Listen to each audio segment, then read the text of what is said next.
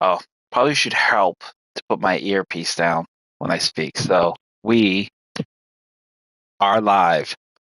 I'm Savage Squishy 86, and we are back with our continuing live stream of Resident Evil Director's Cut. Uh, Director's Cut. Disregard that. I have no words for why I just said that. Anyway, we're here. We're ready to do our next roundabout with Director's Cut. Chris's playthrough, particularly with part 2. So, as we pretty much made clear in the previous live stream, we made our way through the mansion and we have made our way to the guardhouse, the greenhouse, the guest house, however you want to call it. And we are basically ready to get back into the frails of this next measure.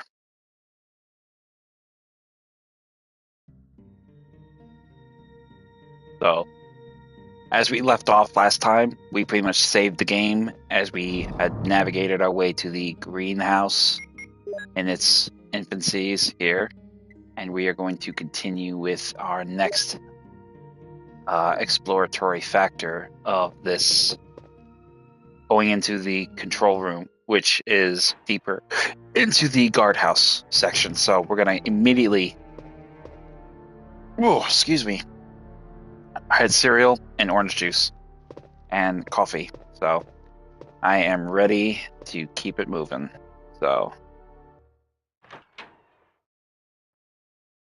once we go through this door, we have this large, very long hallway with these innumerable number of branches around us. Obviously, pretty much not really anything too really posing or threatening here. But what we are going to have is a circumstance of the 0002 door locked. We obviously can't access that quite just yet. But what we do have over here is, in effect, some green herbs, which we will pick up. 2 of them. We'll leave the 3rd one for the time being. Or maybe we'll take them all. I think we'll take them all. We'll just mix them all. So grab the green herbs, mix them, and then we are going to go about heading into getting the key that we need to access this next area. So immediately, I'm going to go ahead and make herbs. Welcome to the stream, new viewer. I hope you're having a good morning. Happy Valentine's Day. And happy Valentine's Day to everybody else. So right away, we're going to grab those green herbs and head on our way back. So very excited to get this game going. Right away, we're going to immediately run into here. This door is locked, obviously. So 003 is obviously another path we cannot access. But over here on this, by this table, by this beehive, we're going to grab the dormitory key. Immediately try to leave, and we will be pursued by wasps. These will poison you if you let them sting you, or they'll do just generic damage. But either way, we don't want to take that chance. So let's immediately vacate the area quickly. Ignore that door key, that door panel. I don't think we can open that with Chris in this game. So what we will do is open the door with we now have. Once we've used that, that will be no longer in our possession. And we will open the door leading into the next area.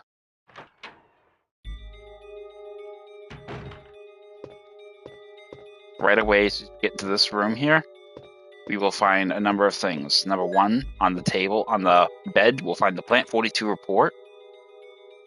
It says 4 days have passed since the accident at plant, and the plant at point 42 is growing amazingly fast.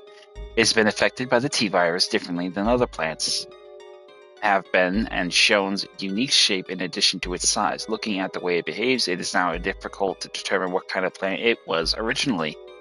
There are 2 ways in which Plant 42 gathers nutrition. The first one is through its root that it reaches into the basement. Immediately after the accident, a scientist went mad and broke the water tank in the basement.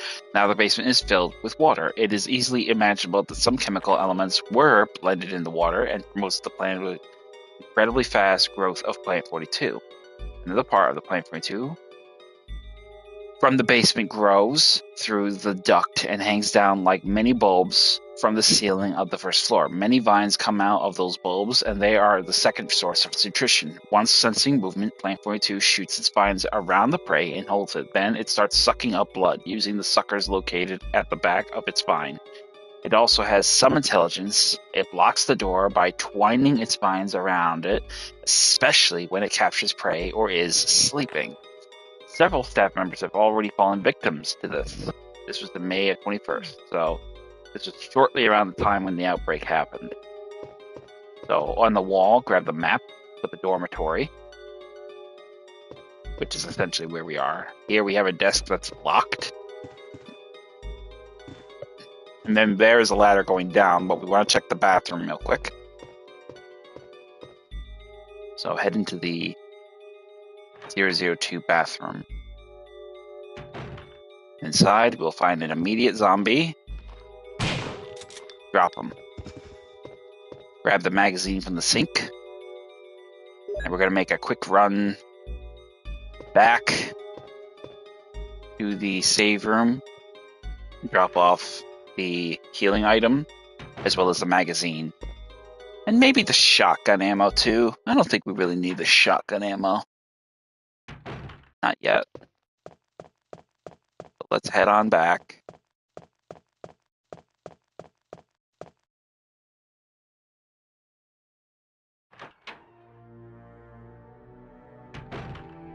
So once we make our way here, head into the save room. We'll continue with dropping off our necessity items. Bear with me a moment here. Oh, that's something of a message here.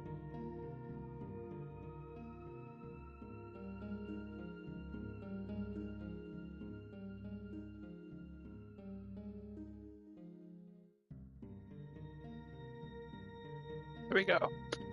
Okay, back to business. Drop off the green herbs. Drop off the magazine. Drop off the shotgun ammo.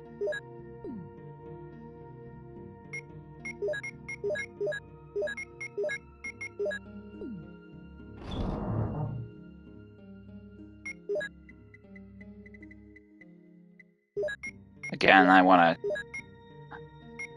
keep my handgun handy. And we'll have the key here. So essentially we need only these items, particularly because the area we're going into is going to be dangerous, but we're not going to be fighting anything. Essentially we will have sharks swimming around inside the lab area at the lower level that the tank will be, where we'll be heading into the basement. So we'll be heading that way. We will continue.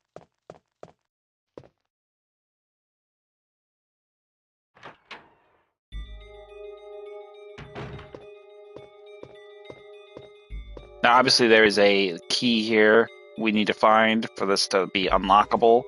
I think there is a key we find, but there's two drawers that we can unlock, but I can't really decide which one is relevant to our necessity of need. So if there is a second key, I have not found it, but if somebody else knows, leave me a comment, let me know if there is a key here that I can find. Because I've looked everywhere in previous runs of this game, and I've never found the second key. So maybe I'm missing something. Maybe there's a key that I'm not seeing, or a key that I have not really found, or maybe there is no key at all, but I would love to know. So if you do remember, let me know.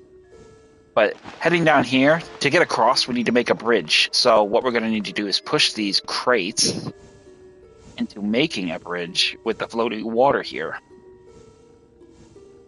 So that will be 2. And the third one, we will have to push a little bit up.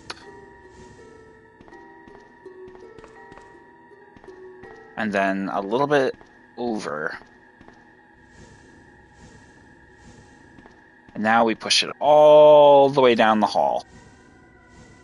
We have to do it this way because if we push it all the way down while it's flush against this wall, we won't be able to push it into the water going over. So push it over to the wall so it's flush against the left wall, not the right wall, and then push it down.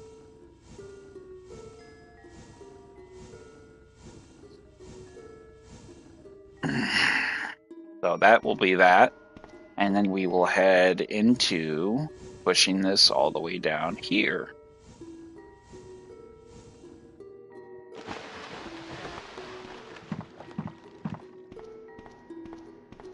Now, upon here, we will find some green herbs. We'll take those. Those will serve as our health feature if we are attacked by the sharks.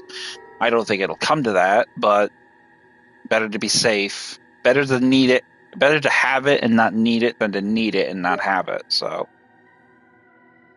go ahead and mix them if you need to.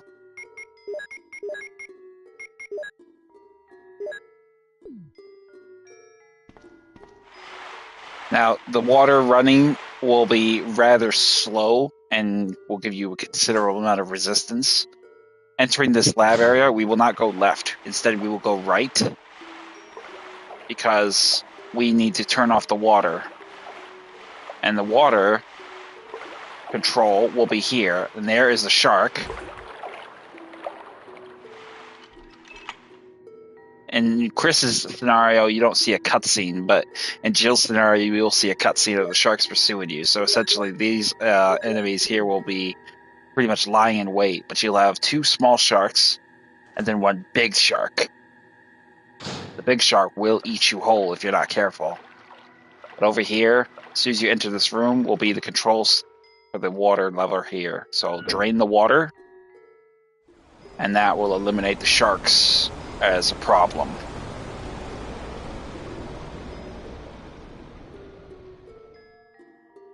But once the sharks have been taken care of, you'll see a switch on the wall that will open the room next door.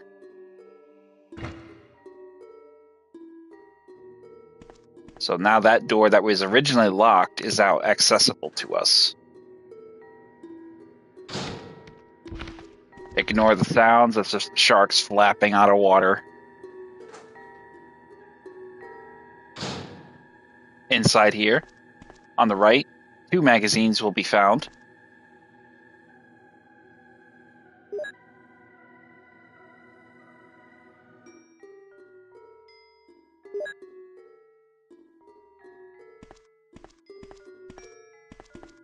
In the back, 2 boxes of shotgun shells we found.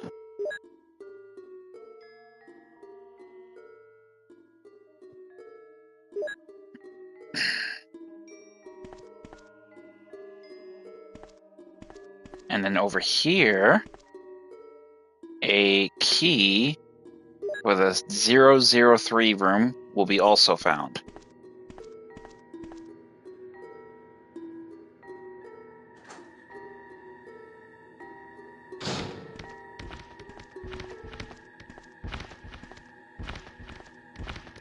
Now, the other key point of interest will be this room right here. Now, in Chris's game, I don't know. I've had mixed results of this happening, but I can never get a real definitive memory account of how it happens. But 1 or 2 things will happen in Chris's game. Either 1, you will actually have to fight the Plant 42 directly without using the special poison to neutralize it as a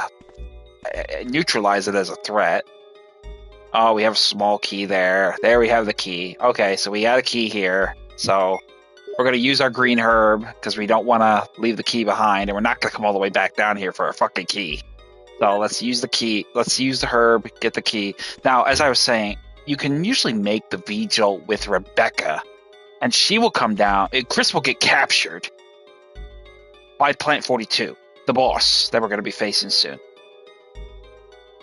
You'll either get dropped by Plant 42 and have to fight the plant directly, or he will throw the vigil report to Rebecca, who will come in and try to help him. But essentially, she'll need to mix the antidote. She'll come down here, use it on this root. It will kill the plant and essentially make the fight easier for Chris. In Jill's case, it's quite the opposite. We can kill the plant outright, easy. But the problem still remains with the consistent issue that it depends on the success. It depends on how the game progresses. I've never really been able to solve how to trigger it with Chris. Jill is easy enough. Chris is different.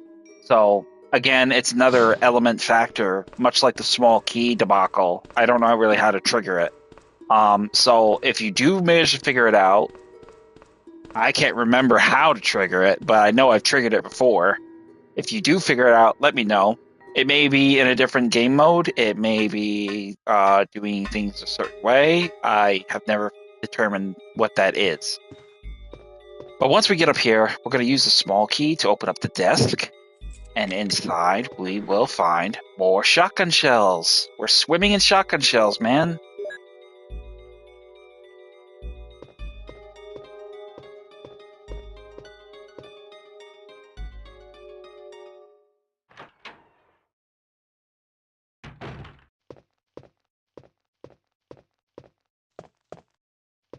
I will go in here to see if I can open up that one room in question.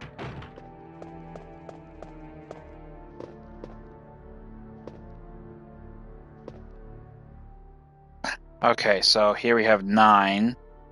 Push a key, so let's try 6.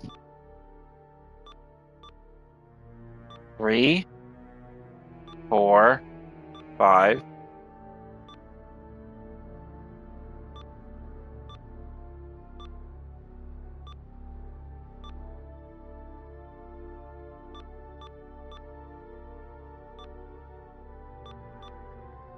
This is one of those instances where it's kind of a tricky puzzle to solve.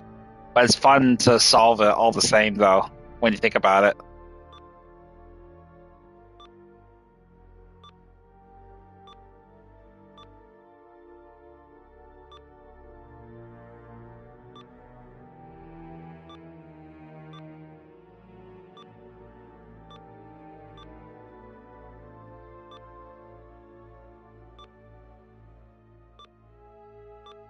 There we go.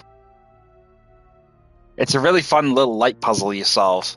But I like doing it, so I don't think you really get anything doing this. I mean, but you pretty much have the formula here with the walls. So essentially, it's like basic math. So that what makes the puzzle so simple. But you can't really do it all the same. So Chris can't handle chemicals. So it's kind of a bit perplexing if it does happen. So, but we'll see. All the same, we at least opened the door. So we'll see if we get lucky and we open it a little further. Heading into the hall again. We're gonna head back. Oh, you know what? Actually, stupid me. I forgot to use the key. It's better to use the key when you get the chance. Otherwise, you'll be like wasting your trip. So let's use the key. That is going to be the key to room 003. We obviously didn't look, but you can see that's where it goes. So discard the key, and then we can make our way back. And we're going to grab the red book. We're going to put away our handgun ammo and grab a healing item or 2. And yeah, we're going to take on Plant 42.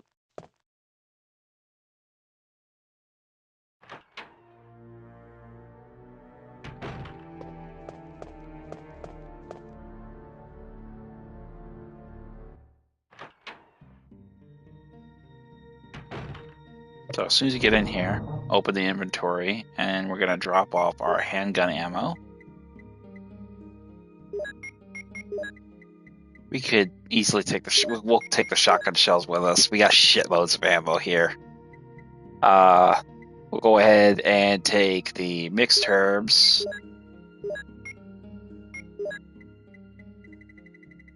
Go ahead and put that up there with the other magazines, and grab the red book, which is right there. The red book, the blank book, or what have you. So that will complete our layup in with that one. And we're gonna go ahead and leave our handgun here. And yeah, that'll pretty much be that. Essentially, the shotgun will be our main focus for use. We got shitloads of ammo for it. You could use the handgun if you wanted to, but we really, we don't have the luxury of 8 pockets on our person, so we gotta use what we can. So, run down the hall and immediately enter the lavatory area, and then immediately head for the 003 room. The bees will be coming, but if you move quickly enough, you can avoid them altogether. So, entering room 003, you will find the Plant 42 book here. Go ahead and grab it, which will be the V-Jolt report. As I stated in last report, there are a number of common features found in the cells of the plant infected by the tyrant virus.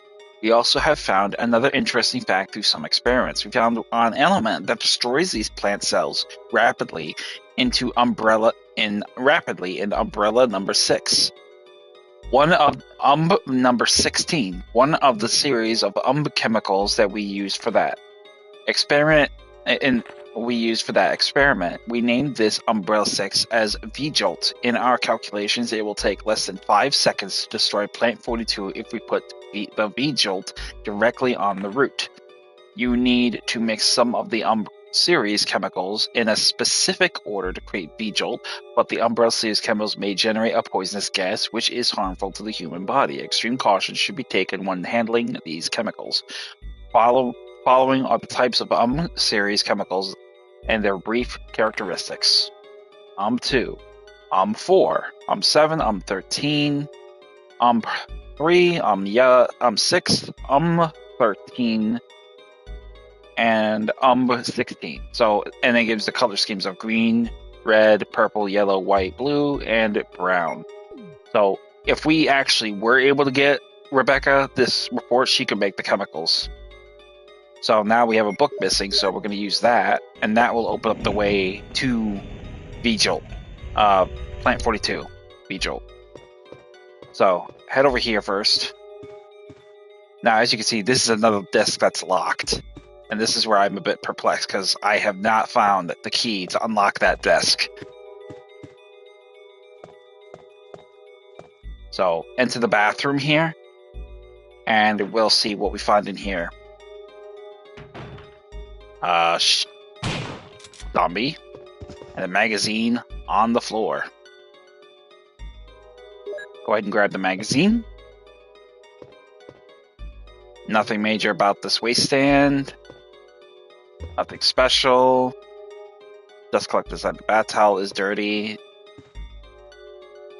See, and this is where it's very confusing because I do not have another key. I mean, if there is a key, I have never found it. So, but this is where I'm stuck. I don't know where this other key is to open up that drawer. So, if somebody does know it, please let me know. Because I hate leaving things unfound. It really bugs the shit out of me. But with all that being said, we're gonna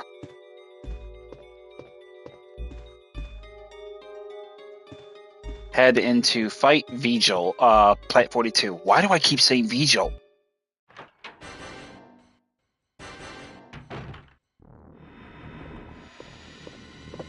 Why? He's just walking around like, yeah, do something, bro.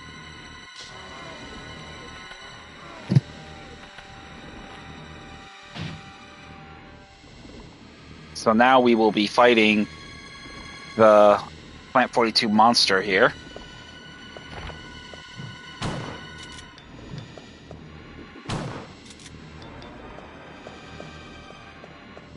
Just run the perimeter of the room and fire a shot here, fire a shot there.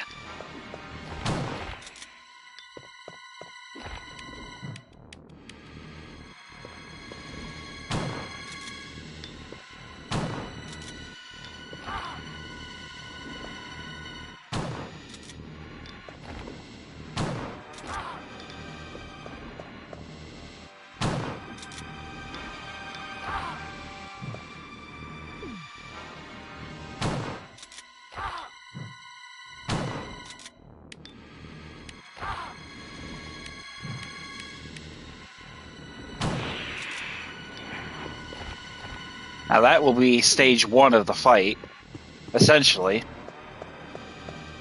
which the bulb will shrink up and then it will re-establish itself. That basically is like half its health bar. But if you were to kill it with the vigil, essentially that is what would happen.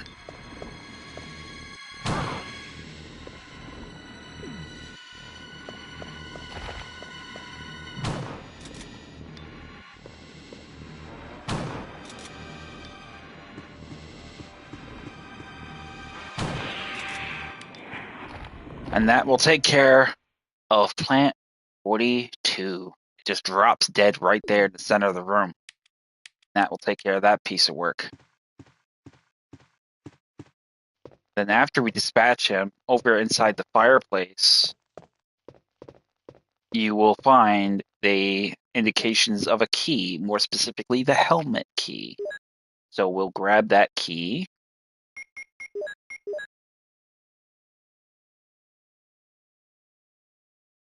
That will be the other mansion key we needed to navigate the rest of the mansion. So now we can head back to the mansion with doors in mind that were not unlocked before. So we're going to go head over here and head out the way we came, and we will be treated to a surprise visitor that we didn't see before.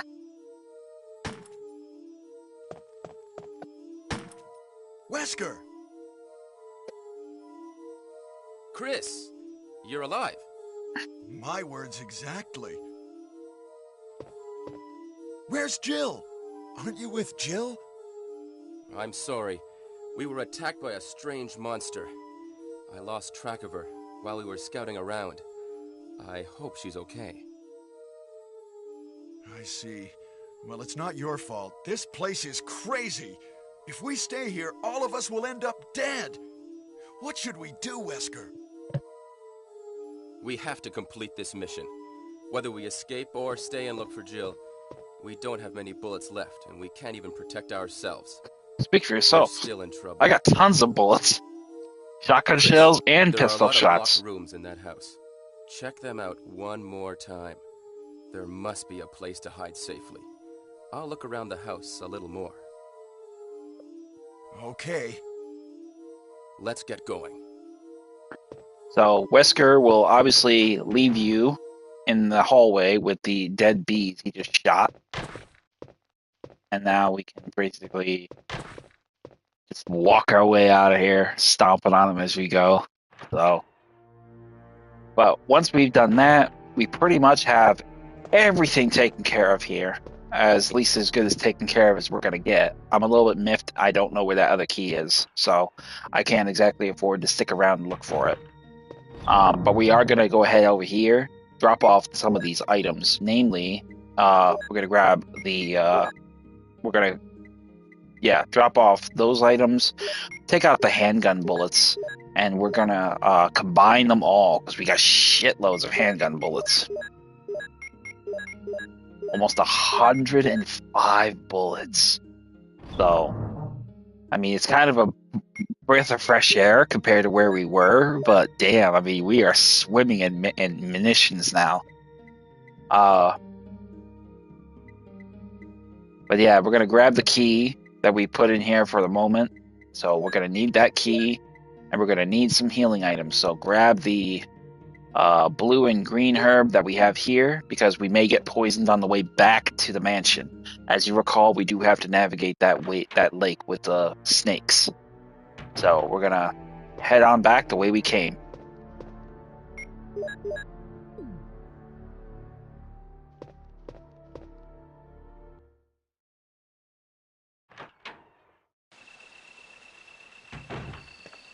Heading out here, we'll find a radio on the ground, which we'll be able to use to call, hear radio calls from Brad, the helicopter pilot who took off and left us here.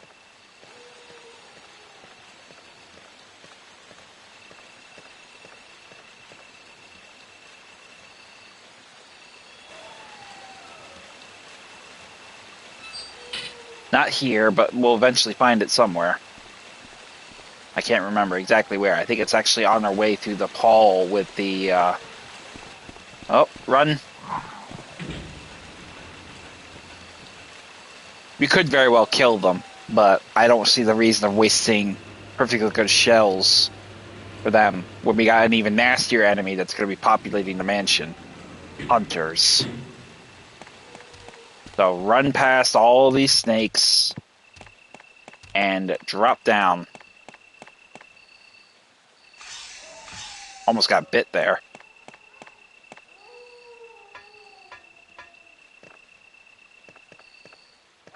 We're not going to really worry about the water yet. We're going to have to raise the water again to get to access to another area. But until we do that, we're not going to need to really worry about it. So heading into here, we're going to have the green and red herbs we originally left earlier. So we'll take the one green herb. We'll leave the green and red herb here, though, for those particular materials, just because in the event we need them. So heading back into the garden shed, leading back to the mansion. We'll find on the other side of that door. I think we'll find the radio here.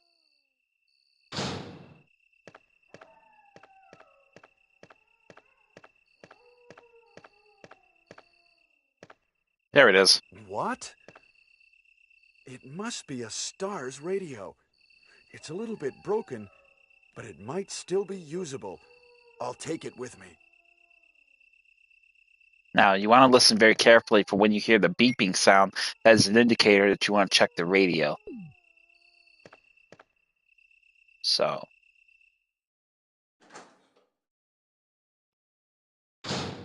now we're going to try our luck and hope to God we don't get shot, we don't get death, killed, because a new enemy is going to make an appearance here, and that will be the hunters.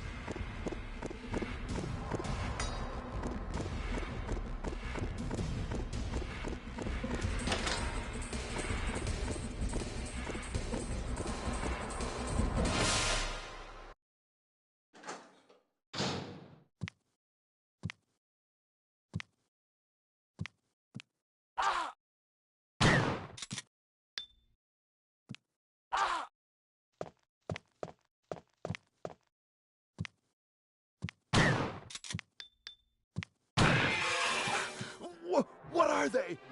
Monsters? Rebecca! Is she still in the house? So we want to find Rebecca as fast as possible. It's actually relevant to the story, so we really need to find her. So we're going to cut through this hallway here.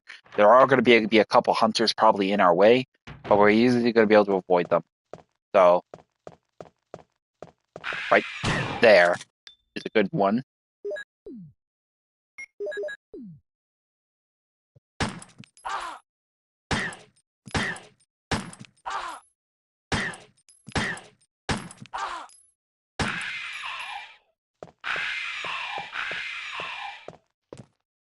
Now, there probably will be spiders in this hall, which is essentially why I took the green and red blue herb with me. There they are. So we're just going to run. We're not going to even bother fucking with them. We're just going to get right out of here and book. Just book. Our priority is to find Rebecca, and that's exactly what we're going to do. So immediately head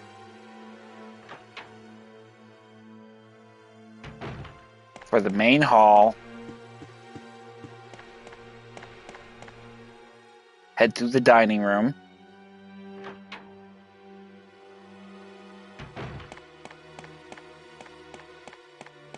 Cut through Kenneth's hallway. Ignore the hunter at the far end of the hall. Just immediately cut through into the green hall.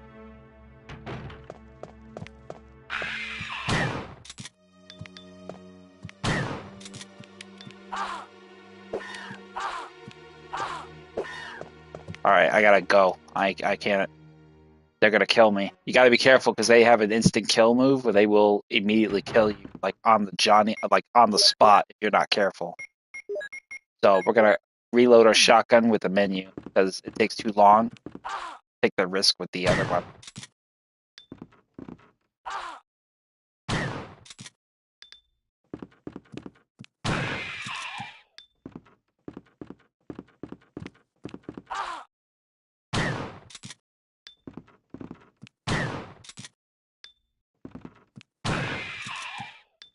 Where the hell are you, Rebecca? She's usually here at the stairwell.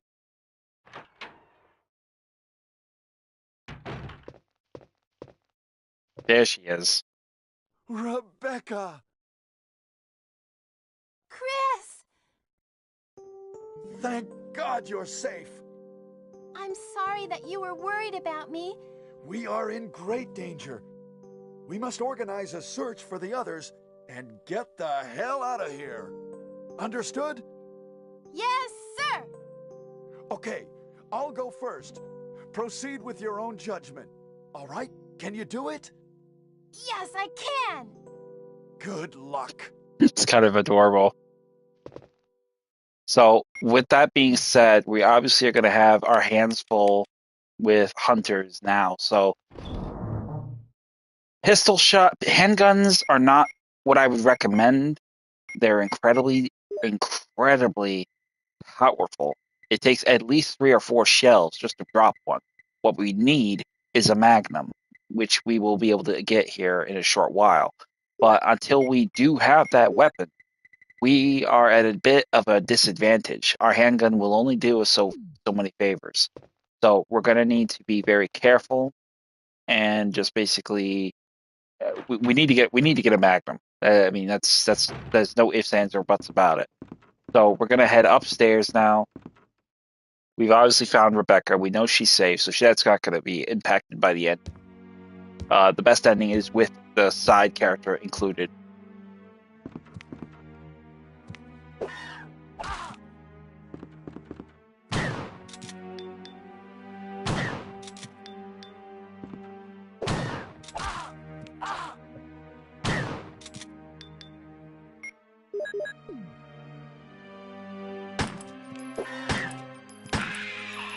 As you can see, he was getting ready to do that jump. He was getting ready to do that finisher.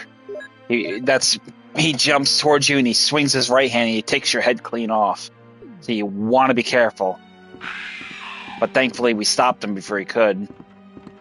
And we use the helmet key, and we will head into this small little room here, this was locked by a helmet key. Inside here, we will find a couple of things. Number one, first thing we'll find is orders. A note. Top secret, July 22nd. To the head of the security department. X day is approaching. Complete the following orders within the week. 1. Lure the members of STARS into the lab and have them fight with the BOW in order to obtain data of the actual battles. 2. Collect 2 embryos per BOW types, making sure to include all species except for Tyrant. 3. Destroy the Arclay lab, including all research and lab animals, in a manner which will seem accidental. White Umbrella. So, apparently the plan was to bring these guys here from the very start. We're going to grab the shotgun shells, because we're kind of melting through ours right now with the hunters. And we're going to grab the magnum rounds, 6 in total. And then we're going to head over here, and we're going to switch off the light, because we need to push this steps here. And climb up, and then we'll be able to get the red ruby from the eyeball of the deer. This will be a very important piece because this will actually grant us the magnum. So now we can go get our hunter killing weapon that we desperately need.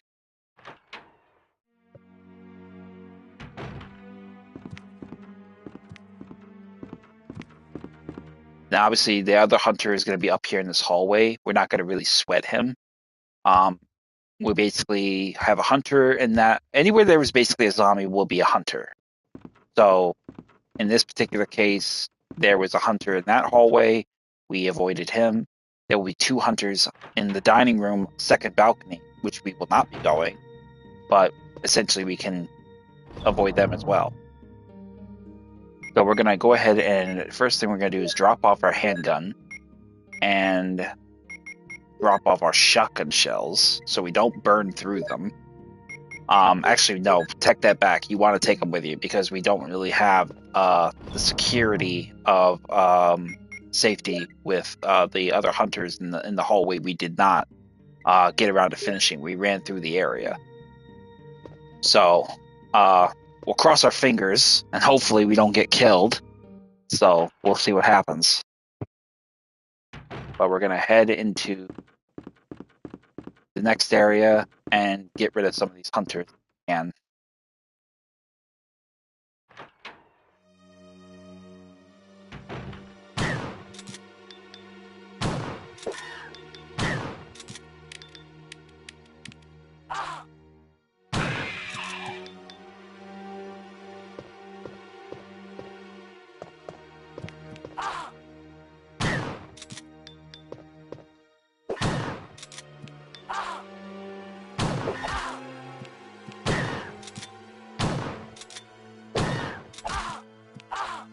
okay, I need to rewind this because this little asshole's like hopscotching all over the place, and he's clearly fucking me up. So that'll take care of that.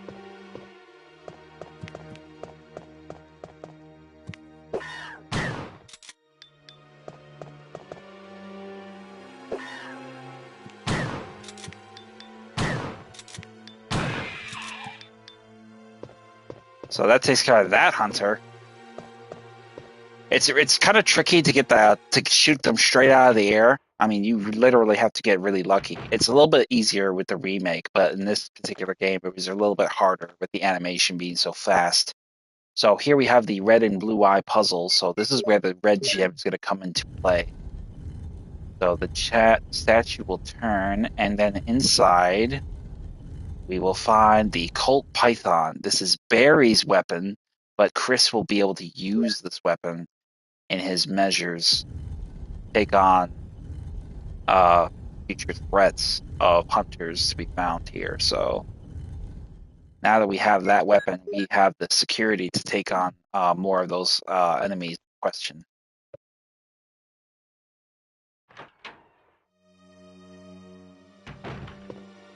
So we're gonna head back the way we came. Yeah, we're gonna put away our shotgun shells. That's what I want to do, and then we'll start sweeping the other parts of the rooms for the helmet key locked doors, and get on with it.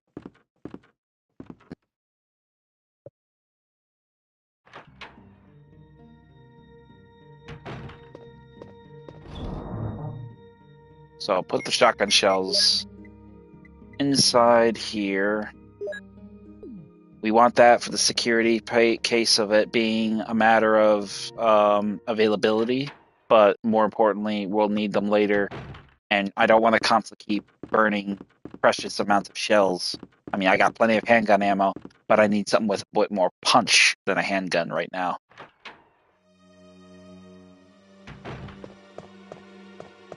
So we're going to head out here, and the hunter to our left, ignore him, book it, just run right into the dining room area. He's not relevant to anything that's going to be going on in that direction. So let's head to the main hall now.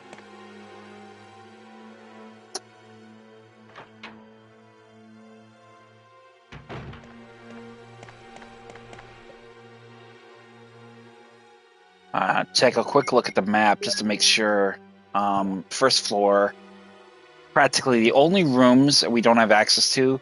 On the left side of the map, you see that little U shape going there. That is actually a room we cannot access because it's locked from the other side, and that is an elevator that will take us there. So we can't access that particular room. This other room here on the far lower right corner of the map, that is the closet. We can't access that room either. But that small office that we ran past to get to Rebecca after we returned to the mansion, that is a helmet key room. We ignored that because we wanted to find Rebecca real fast. So that essentially is where one of our rooms is going to be. On the second floor, we have a number of other rooms here. Most of those on the left, we can't access it yet. We have to find another path to get there. But that one room on the far right, that is a helmet key room. So there's really only 2 rooms that we have, and they're both on the right wing of the mansion. So we're gonna head in that direction. So head up the stairs, and we're gonna make our way there to the second floor on the right. We'll have a few hunters in our way, but we got the weapon to stop them now. One shot from the Magnum is all it takes to kill a hunter. It is a very powerful handgun, but the ammo for it is very, very limited, so you want to make your shots count.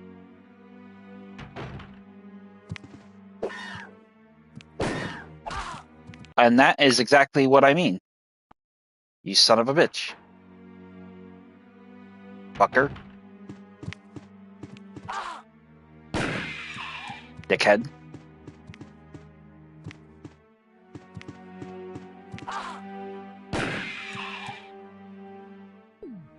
I'm not too bummed out by getting slashed one time. Multiple slashes will really punch your ticket. So heading out here, we'll have a hunter in our path. Shoot him in the back.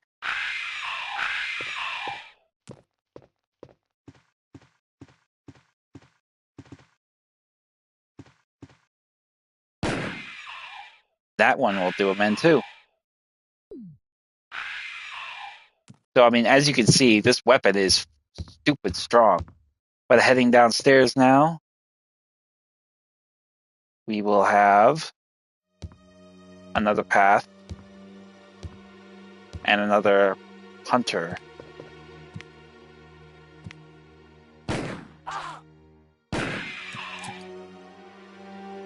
I definitely don't want to have that happen, so let's try again. There we go. Got you that time, asshole. So heading through the door now, we'll go ahead and into the main hall where we originally came into the mansion. Take a right, use the helmet key, enter this office.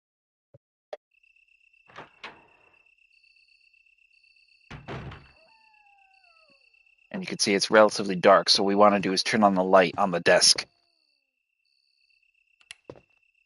Turning on the light on the desk to your front, you'll have some more Magnum ammo. Very nice.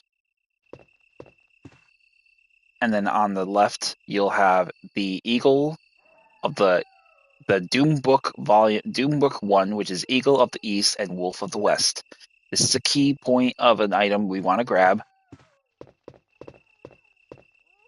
And then I think that is all that we will find here. We won't find anything else with those particular items, the only exception.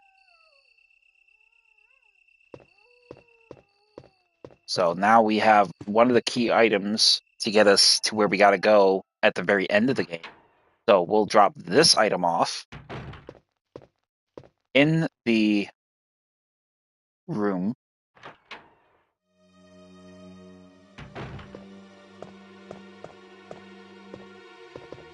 Here we'll find a note on the wall. I put some bullets in the back room. Use them in case of trouble. Wesker. So Wesker was kind enough to leave us some munitions and some healing items if you're struggling at this point. So in here you'll find shotgun shells, a clip, and a first aid spray. So we'll go ahead and put the Doom book away. And we will also go ahead and, well, put away the healing item now. And the key. We got a few things we got to pick up because we got the ammo, which obviously we want to grab that, and the shotgun shells, which we want to grab that, and the first aid. So grab everything. 120 handgun ammo. You know, it's kind of funny. I'm looking forward to playing Resident Evil 1 remake because I like playing the hard difficulty, but I also like playing the Real Survivor difficulty. Now, what Real Survivor is basically it doesn't link the item boxes in the game. So whatever you put in a certain item box in that particular area, you have to get it from that particular area and that particular item box. Otherwise, it doesn't do you any favors. So it's essentially like an easy, solution of, well, you gotta go there and get that item. So we're gonna grab the green herb and we're gonna heal. Not heal, but we're gonna save. The reason why is we're gonna have another boss fight with the Yawn, the giant snake that we captured in the attic. With one distinction is that this time he's no longer venomous. Because we've been given the serum, we no longer are affected by his venomous bite. So we have antibodies for his venom. But he's still dangerous, and we need to kill him. So we're going to go ahead and get ourselves some healing. And pretty much that, so.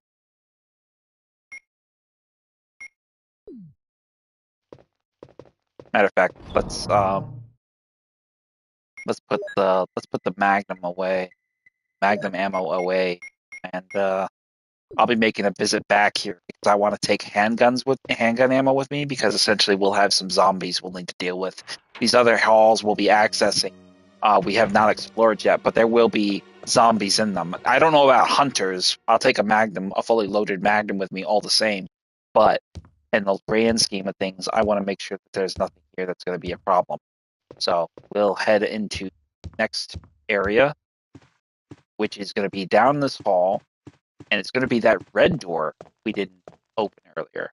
Well, we couldn't open it, but you get my meaning. So, head over here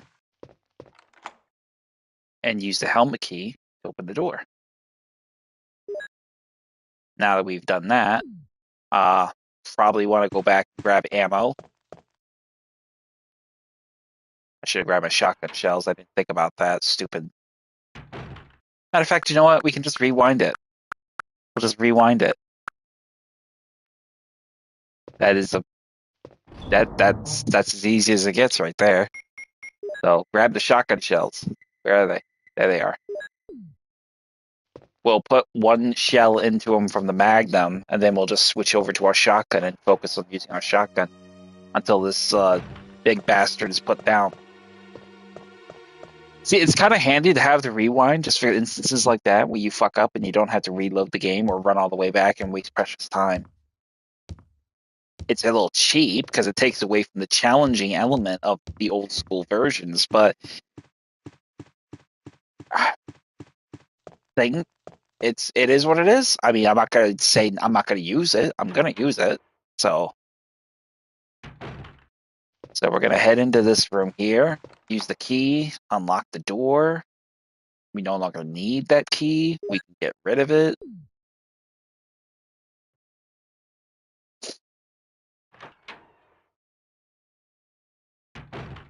Now we have this little kind of ballroom-like area. Head over here. Nothing there. Check the piano. And we will be attacked.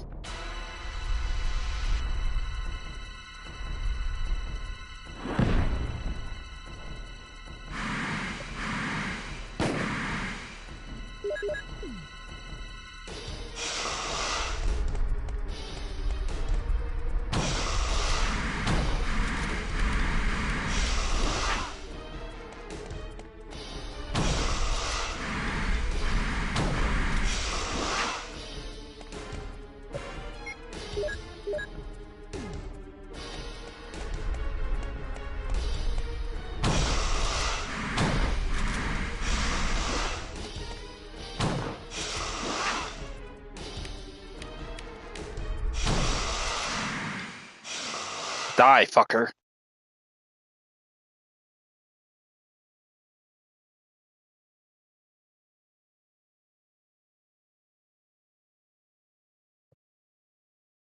So that basically will take care of the snake. And that will pretty much put an end to his bullshit. Now we're going to head on back. You know what? Fuck it. I'm going to feel brave. I'm going to try my luck. I'm going to see if I can get through this without getting terribly messed up. So we'll see how far I get. But drop down. And inside here, we will be in a small little enclosed space. Now down here, there is a tombstone. Push the switch, and that gravestone will move back, revealing a hidden ladder path taking you down into this underground area. Take the ladder down.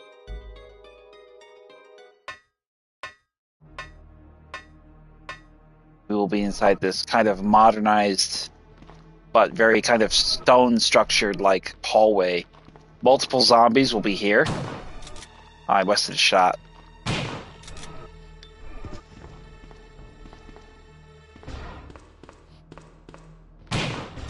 Drop him. Grab the shotgun shells over here.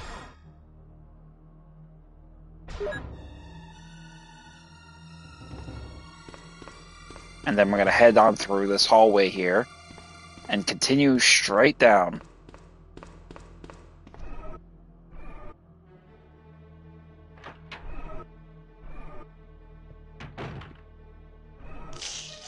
Now, the second you enter this hallway, you'll hear them eating something. Zombies will be to the left. Get their attention, and they will approach to take a bite out of you. Lead them just a little bit out of sight line. That takes care of one. That takes care of two. So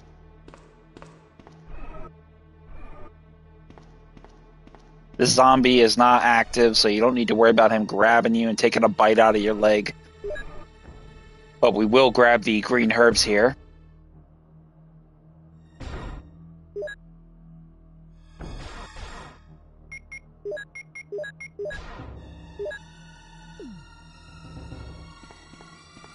And then proceed down the hall to the next area. Unlock the door. It's locked on the other side.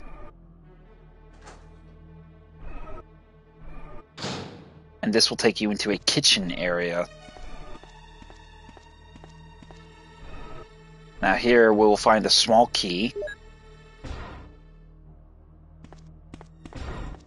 And then we will find the zombie here.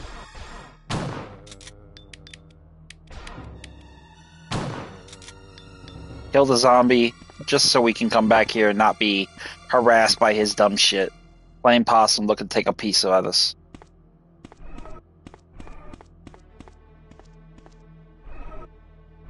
Now, I don't think you're going to find anything in this kitchen, but you will be attacked by a zombie that miraculously has found his way downstairs, despite the hunter there.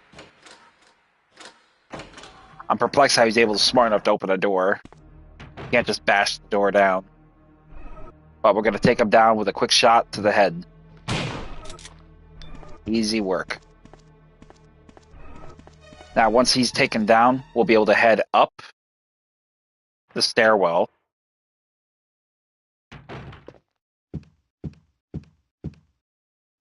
Which will take us from the basement up to the first floor.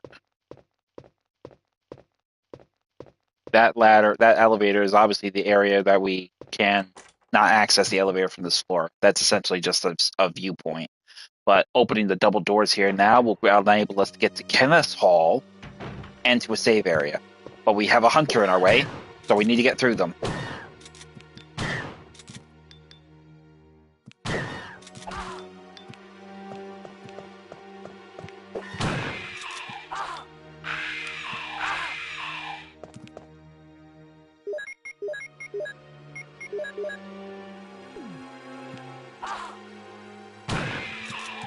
So dispatching those hunters is prevalent to that factor, so we are able to get through them. Now we can head to the save room where Rebecca is and get a much-needed resupply. We also have a small key to our possession, so we'll hold on to that until we find a reason to use it. I think the only place we probably could use it is going back to the guardhouse where we originally were.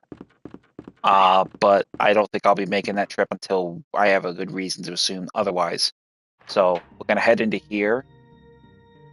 Rebecca will be obviously present.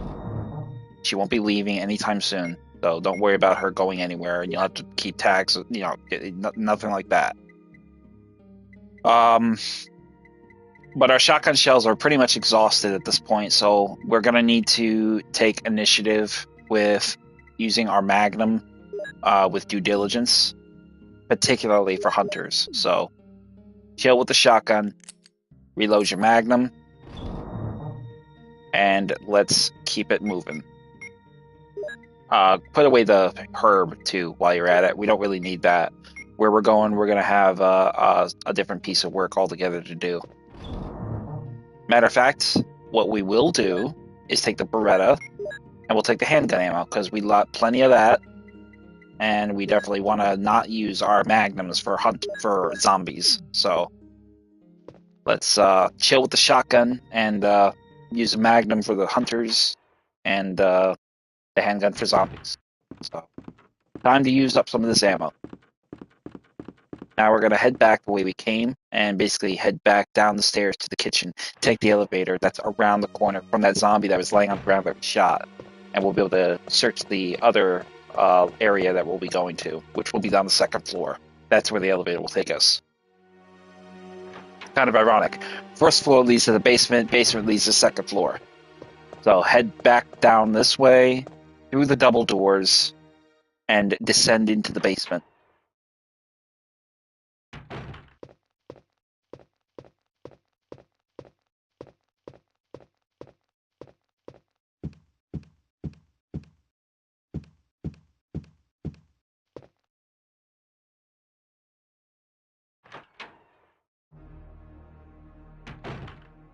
So upon entering the room, immediately head in the direction where we popped that zombie and board the elevator.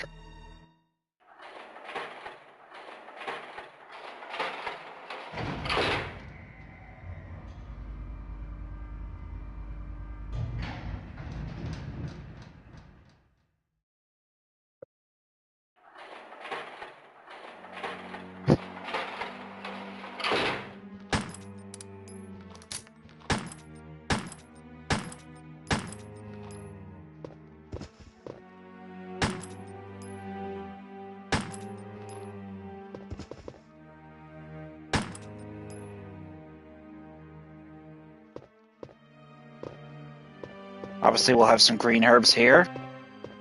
And another zombie there. Drop them.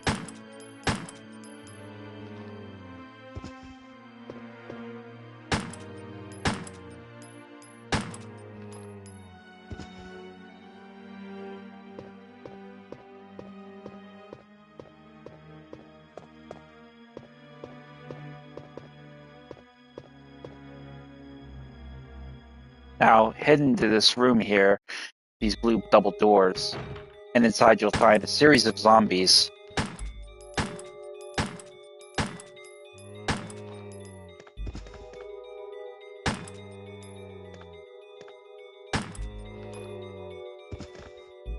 And that will take care of that problem. This looks like some sort of a records room in this particular playthrough. I think this is a small key right here where we can use. Yep, small key. So, gotta go get that damn key. Right away, we'll have the zombie following us, so let's get him and lead him out into the open. Welcome to the stream, viewer. Hope you're having a good morning. Happy Valentine's Day.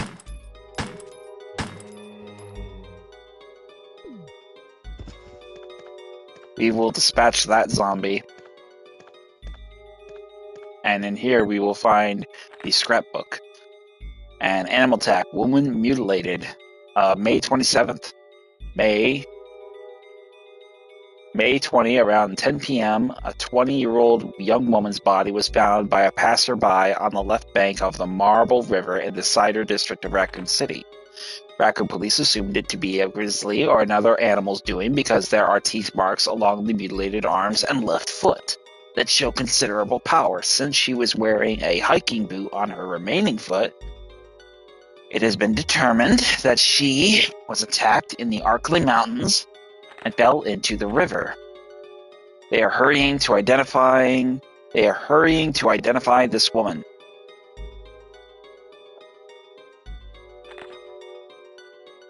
June 16th, monsters in the Arklay Mountains. Some people claim they have seen monsters in the Arklay Mountains. The monsters are supposedly about the same size as large dogs and usually run in a pack, as wolves do. Sounds like the dogs that attacked us, eh? This may sound like a group of ordinary wild dogs, but these monsters are surprisingly fierce and hard to hurt. They say these dogs won't bother you unless you wake them, so you smart readers should stay out of the Arklay Mountains for the time being. But if you're looking for adventure, check it out. You want to try? No, I don't want to try. Who the fuck would even suggest that? What are you doing? Are you trying to get people eaten? July 9th, Mystery of the Arklay Mountains, mountain road blocked due to successive disasters in the Arklay Mountains. The city authorities have decided to block the road leading to the foothills. At the same time, Raccoon Police intend to begin the search for the lost people with the help of the STARS team members. They expect great difficulty because of the vast size of the Arklay Mountains and the primeval forest that covers most of the area. Also, people are still reporting sightings of grotesque monsters in the mountains. I'm perplexed that they actually took the time to make a scrapbook during the shit show of everything happening. Head through the door on the left from the scrapbook's location, and inside we will find another area, a statue here. So obviously there's a puzzle here. So we want to push the statue a little bit over. But what we want to do is basically press the switch, and that will line over there. That's exactly where we want to push it. So push it all the way over. Oh shit. Okay, I thought I got stuck there for a minute. So push it all the way over and into the light, and that pressure spot where its light is on, it will trigger a hidden passage behind us. And we will find a system disc, which is relevant to part of the ending. We need to find 3 of these. So we have an MO disc as essentially important that we need to have with us. So take it. After we have grabbed that, we're going to head out here. I'm not sure if there's another file here somewhere or not. We're going to take a quick look around. Check all the shelving.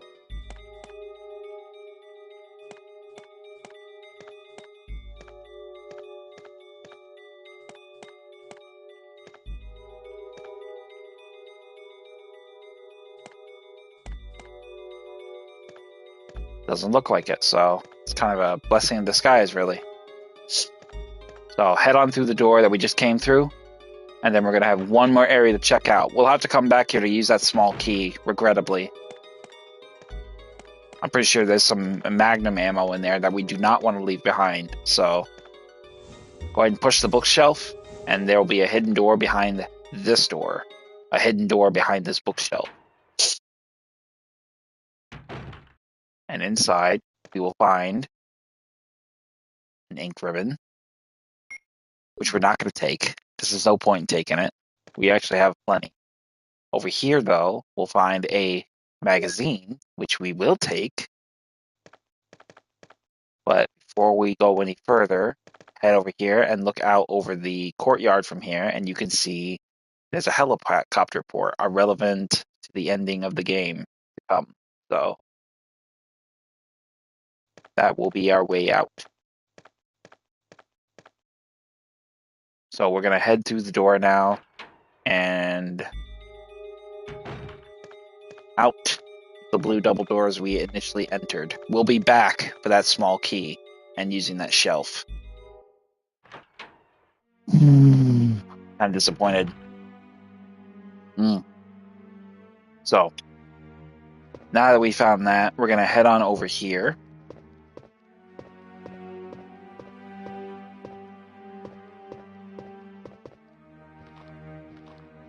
avoid the zombie. And then we're going to head on around here. Get his attention.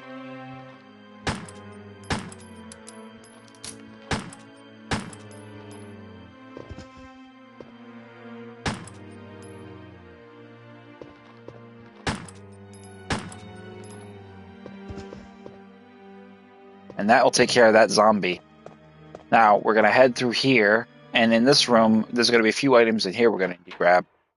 Most notably, there's going to be some ammo. Like the shotgun shells. And another batch of two boxes of shotgun shells or Magnum. Oh, we got 2 boxes of shotgun shells, so maybe we won't have to make a trip here. But we need to grab this battery. Now I can move the battery in the elevator in the courtyard. So we have a battery. This is essentially important for our next area we'll be exploring. So take the battery and the shotgun shells.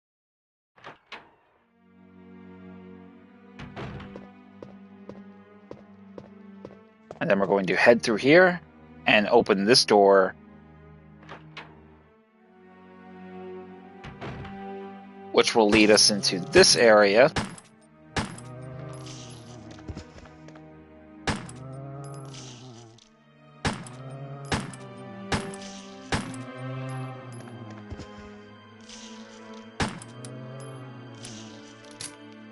We have a number of blue and green herbs here.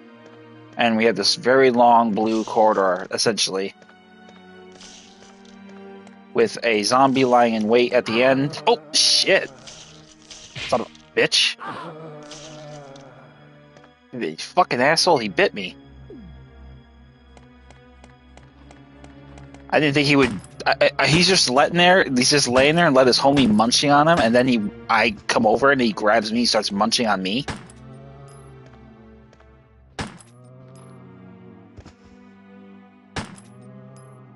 So that takes care of 2 zombies. One I stepped on his fucking head, and the other one pretty much I just took a piece of it. So this door is locked. This is obviously the issue with the passcode that I can't access. If you look at your map, you can essentially see that this is pretty much where we are.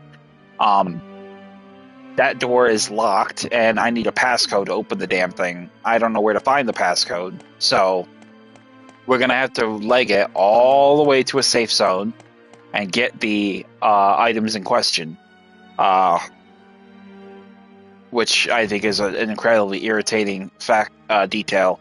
So I have no choice. We have to take the elevator up, and we have to make our way the long way around back to Rebecca's safe zone to get the items dropped off so we can come back and grab these herbs and use the key to open up that drawer.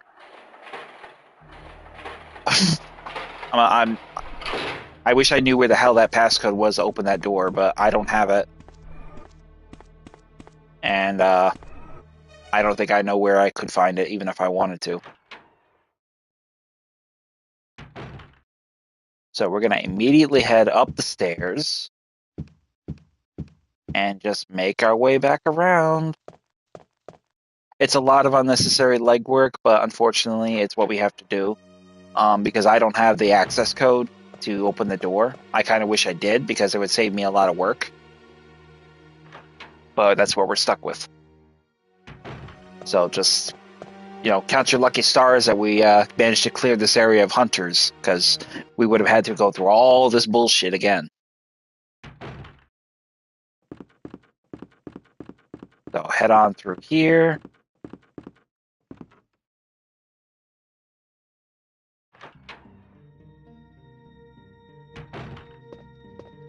So we'll go ahead and drop off a few things here. Number 1 we're going to drop off is the shotgun shells. We're going to drop off the battery. We're going to drop off the system disk. And we'll go ahead and drop off the handgun ammo. And we'll take the small key with us.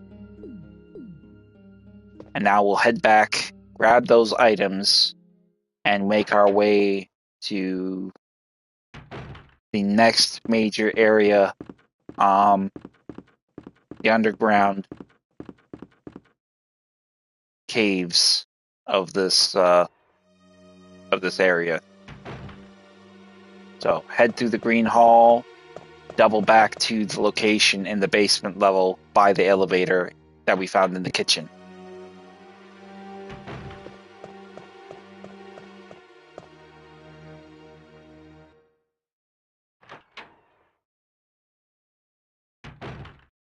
Definitely feels better to not have that fucking facial hair on my face. It's so fucking itchy. Look, I'm just gonna say it. I know women like beards, but I fucking don't like having mine. Mine is itchy as shit, and I am just it's not my bag. I like to have a nice, clean, even look. So just a little goatee, little swag, but I can't. I don't want to look like Bigfoot. I'm sorry. That's just not hygienic for me. It's itchy. It's uncomfortable. And, it's kind of weird because you know what? I like my hair. I liked it when I had my hair long, but I hated having facial hair. I missed my long hair.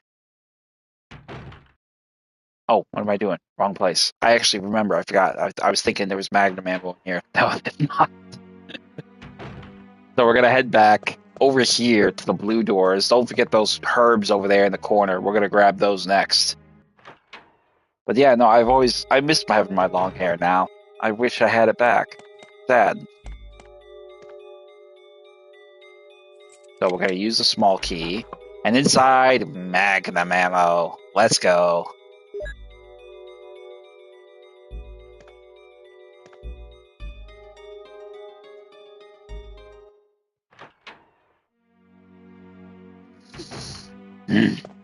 So head over here, grab the one green herb. We'll go ahead and use that because we're kind of hurt, but we'll use that after we get the others. So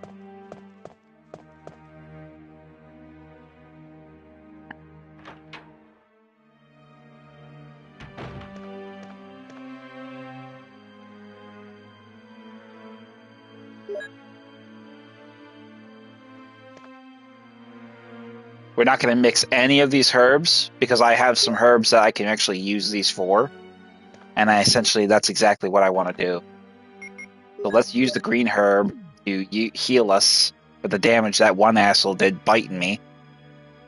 And now we'll make our way back to the, not to Rebecca, but to the safe room that essentially will take us to the back of the mansion again, because we need to go back to the courtyard so we can use the crank and effectively open the way forward into the underground where we are going to be going next.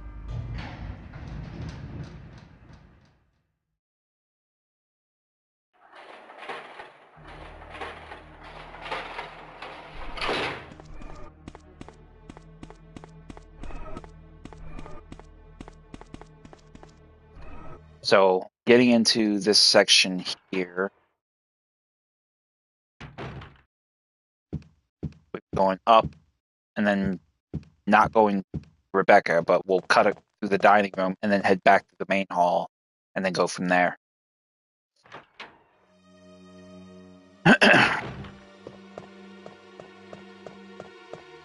We will still encounter hunters in the underground area. That is an unavoidability. No zombies will be down there. It's just strictly going to be hunters. In fact, I don't think we'll encounter zombies until we reach the labs of the mansion.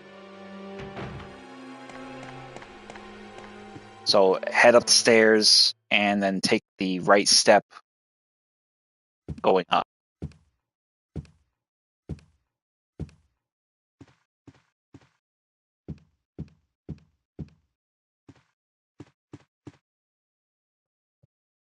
Bear with me, I had to crack my back.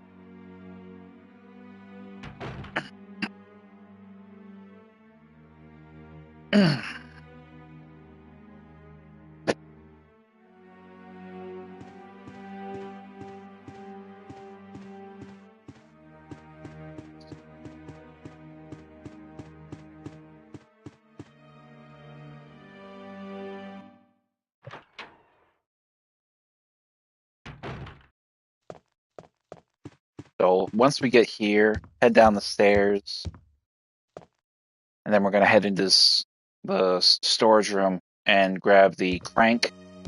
We're going to grab the battery, and then we're just going to make our way into the back to the courtyard through the door with the crests that we originally opened earlier. Get to the dormitory.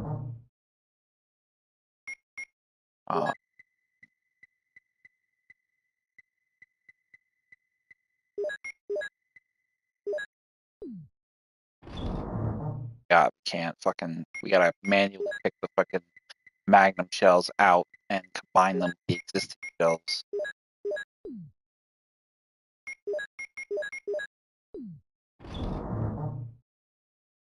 So we'll take those. And I think, yeah, I think we'll leave, just take the Magnum. We're not gonna have a shitload of fighting to do, so that won't be an issue. But we will take the Magnum, the crank, the battery, and that should cover us. We're not going to really screw around with the dogs. They are going to be a foregone a matter of business that we have to contend with. So we're just going to head right out the way we came. And the cool thing is I'm taking the blue herb with us because essentially we got the green and red herb, if you remember, that I left behind out there. And that's essentially the reason why. I think we may have a hunter out here waiting for us, so let's hope we don't. If we do, we're just going to run. We're not going to come back through here again. Yep, hunter. Yep, he got us.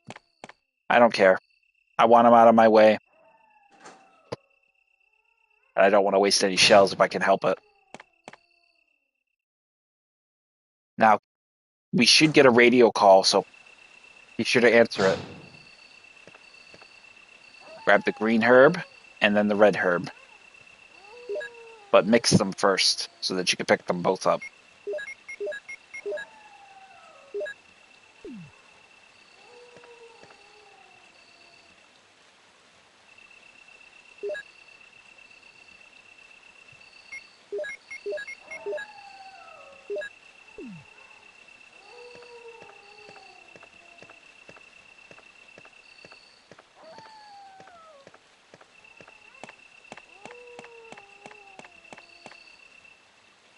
Now, we're going to basically run out here and cross this area again. We're going to make our way up. Take the elevator back down.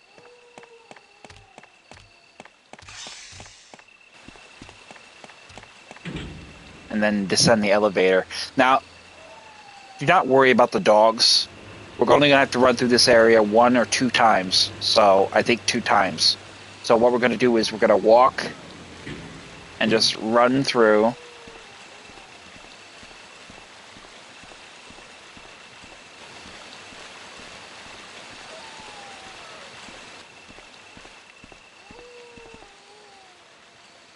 So we're going to put the battery in here. This will get the elevator working so we can board it and head up. And essentially we will be able to go back around now, use the crank to stop the water, which will in turn fill the area up, but it will in turn allow us to basically do that open the other path up. It closes one path but opens another one. Grab the garden map on the wall that we did not find earlier. We found it now.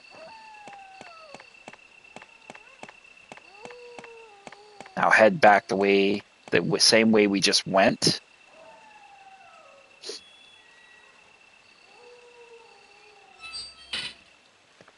And we're going to head over and put the crank to work again. This will close the sluice gate.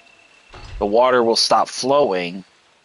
And while the area here will fill back up with water and we can't go through there, it will ultimately open the path to the underground caves that the water flow was blocking.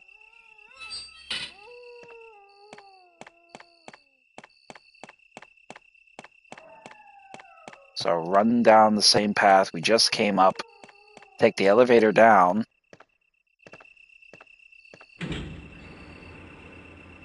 God.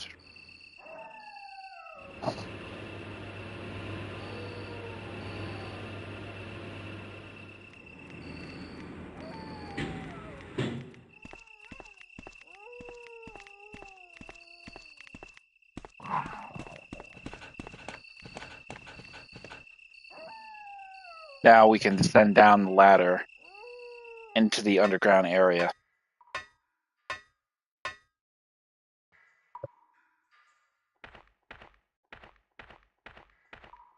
Now ignore the door to your right for the time being and proceed down this passage. Right away you'll have a typewriter here as what on the right here ready for use. I don't know if there's an ink ribbon. It should be one. Doesn't look like it. But over here, you'll have another door leading away, but unfortunately there's a hole in the open and I can't jump over it. So what we need to open it is we need a hexagonal hole. So here we have a hexagonal hole, so it means we need another crank, a hex crank. So we're going to go about finding that in a little bit here. But our main focus will be to basically equip ourselves with the Magnum and be ready for contact with hunters. So we're going to head into this door to the right, which we walked past.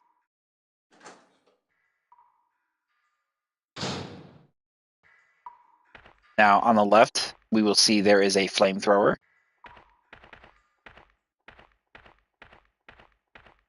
We're going to head to the left first. The right, excuse me. The right, not the left.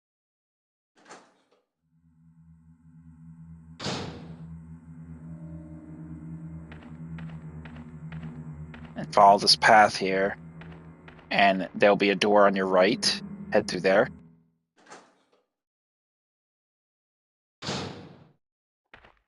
And continue on this path, following these hallways.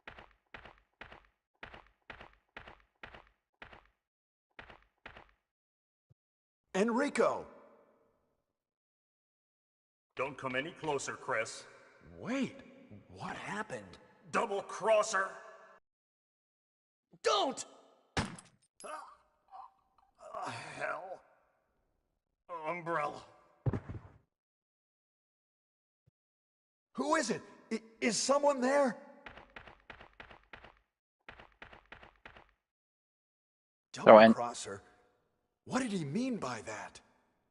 So essentially, Enrico, the Bravo team captain, will attempt to shoot you as Chris. He couldn't have moved because of this injury. He's holding something. So check his body and you will find another magazine. And you can pretty much guarantee he will not be coming back again.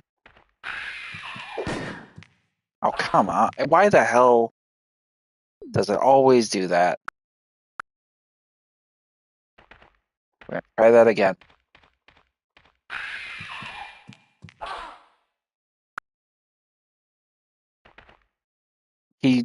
This little fucker can't make up his mind. He's going low, he's going high.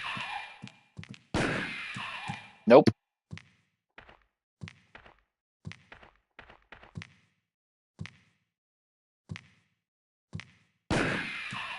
Two.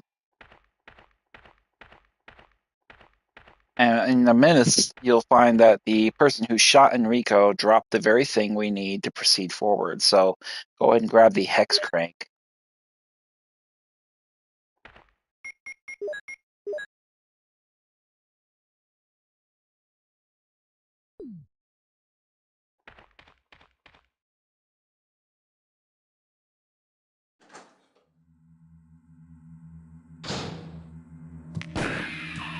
Immediately shoot the hunter to our left, and the one to our front. And then this will basically open up another area here that essentially we wouldn't have seen earlier, but you get my meaning. But right away, you'll find that there is some shotgun shells and a first aid spray. Unfortunately, we are limited in our inventory, so we need to find another means of getting them. So we're gonna head back through this door here.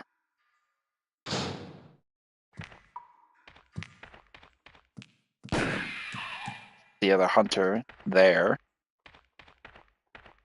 This pretty much is the layout of the entire courtyard here. Basically, this just is about a big roundabout that essentially we pretty much navigated. But the more important piece of work is the fact that we have this flamethrower here. Now, we could have taken that, but we didn't. I could have, but I didn't really think it was necessary to take it. But basically, even if you did take it, the door will lock and you will not be able to leave this area until you have used it. So, I mean, you can use it if you want to, but for me, I don't see much to gain from using it. I mean, it's good for hunters within reason. Magnums just seem like a much more sensible option in the grand scheme of things. So, but what we're going to do is head up here now, and we're going to continue with going back to the greenhouse and dumping some of the stuff. We got a lot of stuff here. We need to get rid of it. So we're obviously going to be needing to change up some of our material and resources.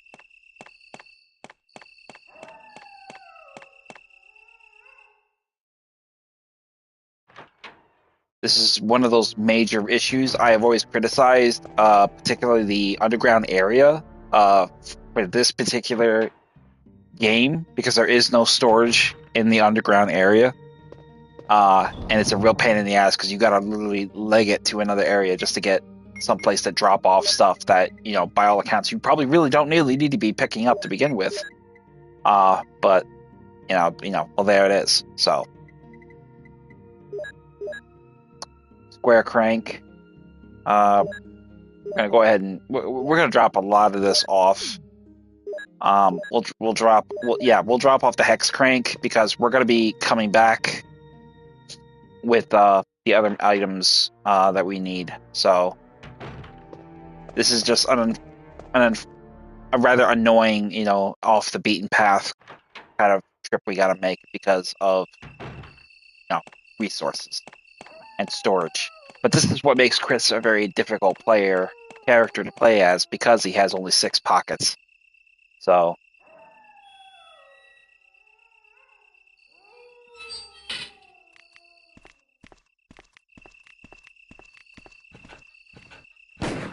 oh shit.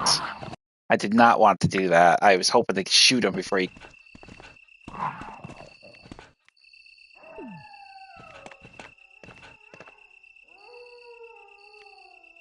Dog is coming up on me, get ready to take a bite out of my ass. So after we get down here, we're gonna head back to the original area we were originally in, grab the first aid spray, and grab the shotgun shells. And we can probably go ahead and use this for a little bit.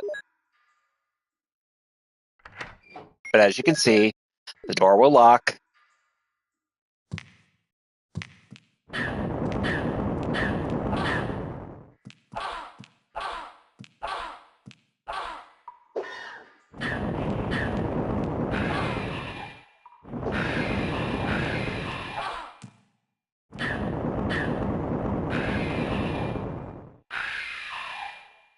Yikes. Now you see, that's why I don't want to use the fucking thing.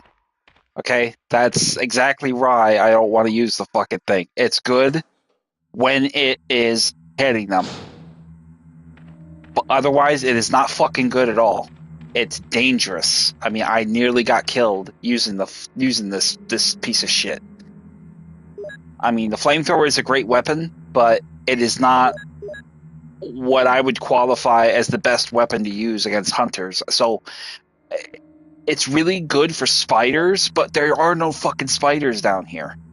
So I never understood the sense of why you would put it in a place. It would make more sense to put the flamethrower in the dormitory, the garden, the greenhouse, where Plant 42 is, where the spiders are.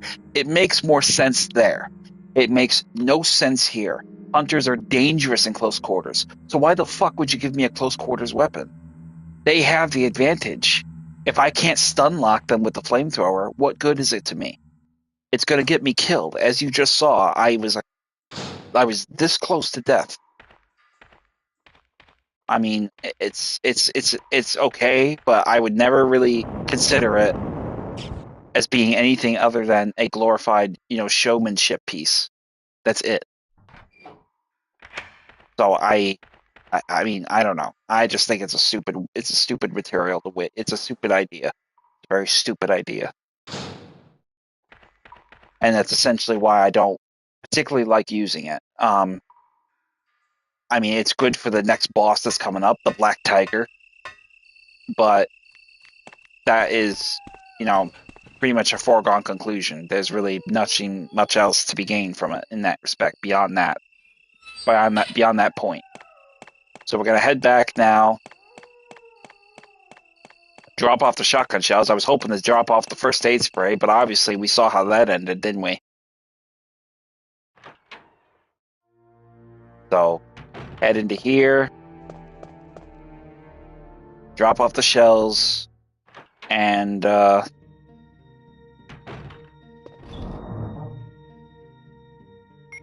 we're gonna need some mixed herbs. Grab the shells here, grab the shells there. Grab another mixed herb. Once we put the shells away, we're gonna go ahead and we'll take one healing item. In fact, we'll take one healing item. We want the hex crank, but essentially, I know that we'll have healing items after this, particularly because of the fact that we have to deal with a boss, the Black Tiger. Now, the Black Tiger is basically a imagine the giant spider we saw in the greenhouse. The Black Tiger is probably a lot bigger than that, and effectively just as dangerous, but no less of a boss in that respect. So we'll be dealing with Black Tiger in the next area, which luckily for us, we won't really need much in the way of weaponry because the Black Tiger is pretty easy to kill with the flamethrower, which there is another flamethrower down here we can use. So we'll run past here and head back down into the underground.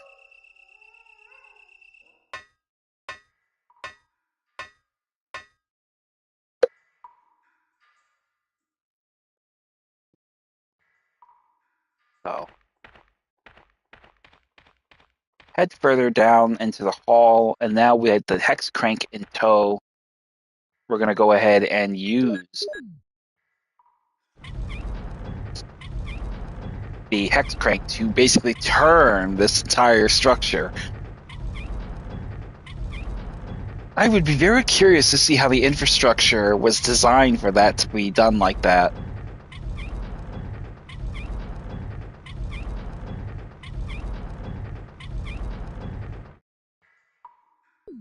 So once we've opened up that path, we are going to head through the door that we can now access.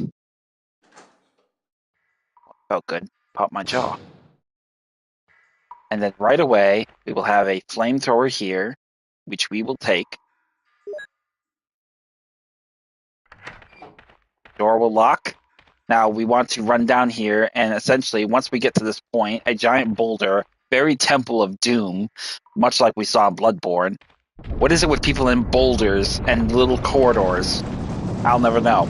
But we're going to run down here and immediately duck to the left, and it will take out the wall, opening a new path for us. Now, we will head down here, where the boulder was. A hunter will come through the door that was essentially locked from taking the flamethrower. But miraculously, he can open the door. Make it make sense. Because it don't make sense to me. But it doesn't matter. We got magnum ammo on top of the magnum ammo we just used to reload our weapon. And now we're going to head in and take care of the Black Tiger. So equip the flamethrower.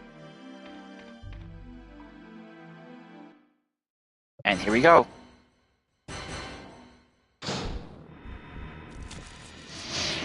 Now, the Black Tiger will essentially be much more aggressive. I don't understand how he's able to turn so fast like that, but he does.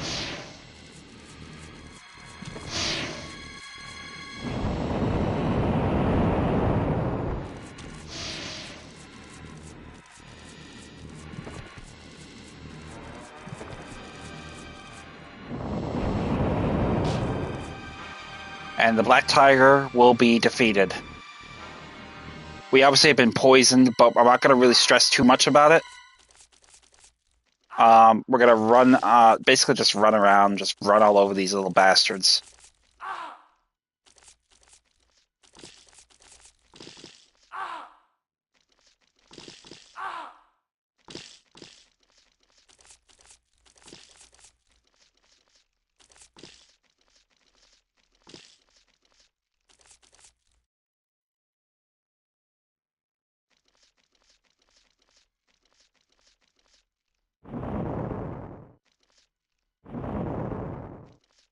You can pretty much use the flamethrower to burn this.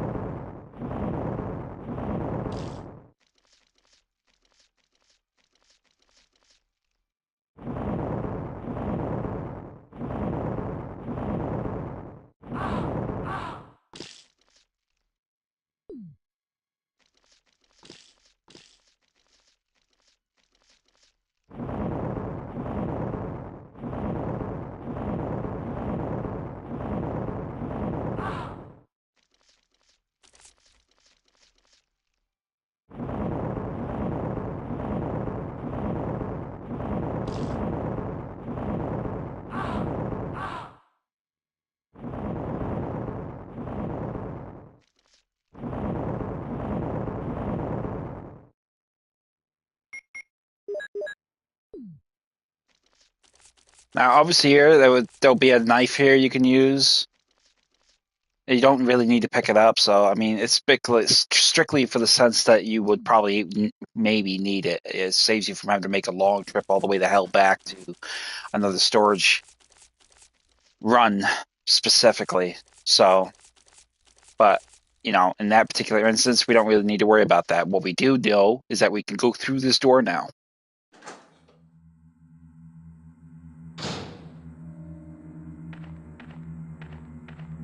Heading to the left through this door, we will have a door at the far end of this corridor. Head on through. And we have a storage room, finally, which we can now access and put stuff away.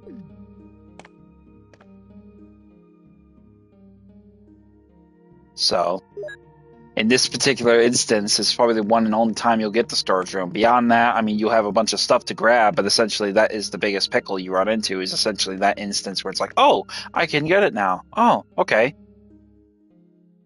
Where was it earlier? And that is the argument a lot of people will say.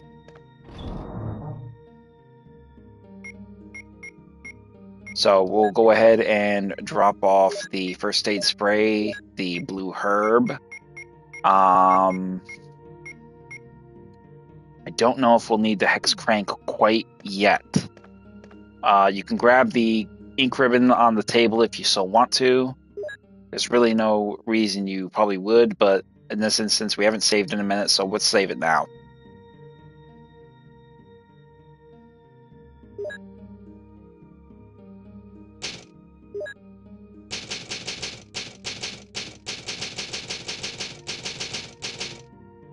Courtyard B1. So now we can put the item away and head on into the next area. Now, I don't know if we're going to encounter hunters coming out of here, or perhaps in the next hallway. I know we will encounter one. Oh, snakes.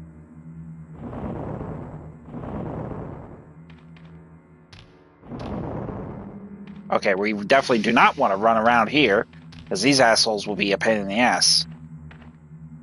So in order for us to open this door, we need to put the flamethrower down. So let's put it down and head into the next area.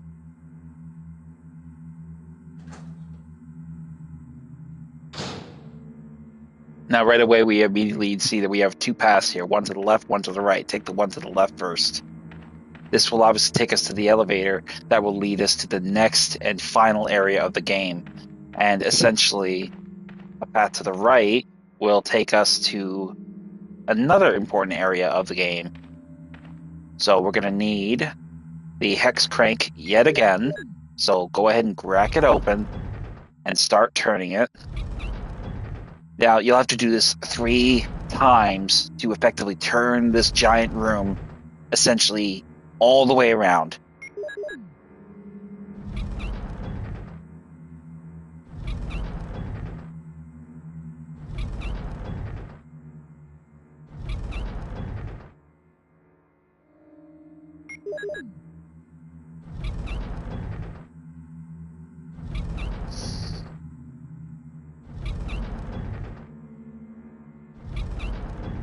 Now, upon exiting the menu, be very quick to run into that hole in the wall because essentially the trap will be triggered and the ball will come rolling towards you. You'll have maybe a few seconds to get out of harm's way. And that's, well, actually not getting out of the menu, but essentially going up to the boulder and then it'll trigger. Okay. It's different with the other game. With the remake, it's different. So run into here and it will miss you completely. Once the boulder has moved, head to the back and grab the underground map off the wall. And then on the left, inside the alcove, you will find another system disk. Important for the ending. Sure to grab it. Do not forget. Now head into the room that is now accessible to us. And we will have another important key item to grab.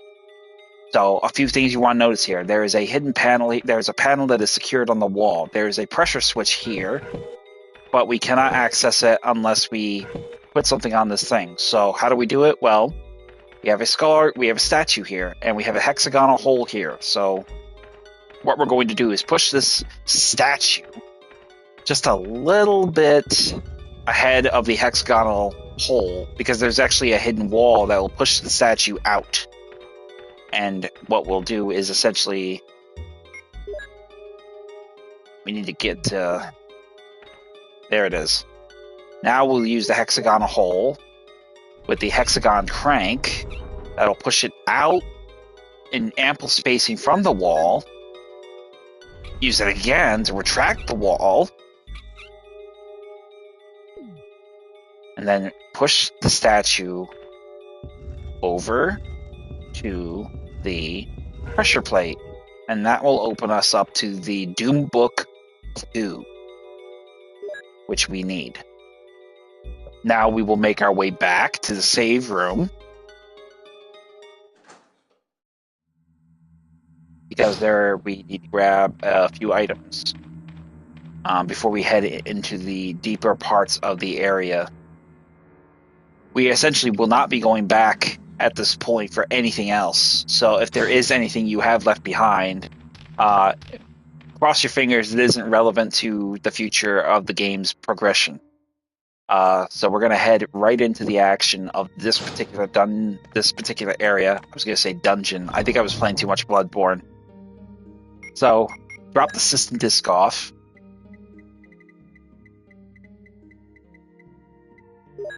We're going to put away our Magnum for now, because we're not going to need it. We're not going to have any more hunter problems.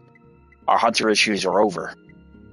But we are going to take the pistol, the Beretta, specifically, as soon as we find the damn thing. There it is. We'll take the Eclipse.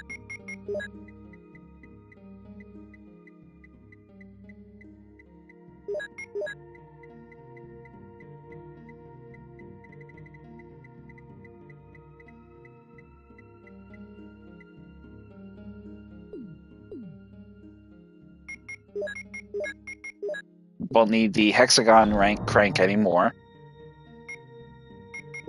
We'll take the shotgun. We'll take the Doom Book. The other Doom Book.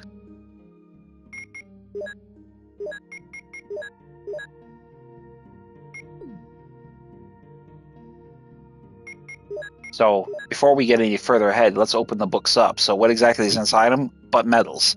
There is an eagle medal in the red book and a wolf medal in the blue book.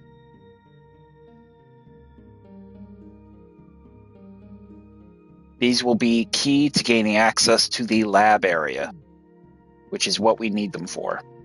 So we're going to immediately get ourselves to the lab and enter the final stage of the second video of this playthrough. We will be moving through this it's like I said, this moves very fast.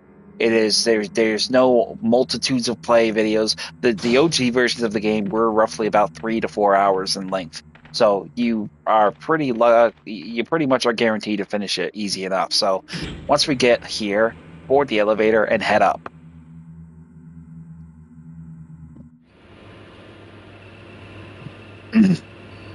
Oh.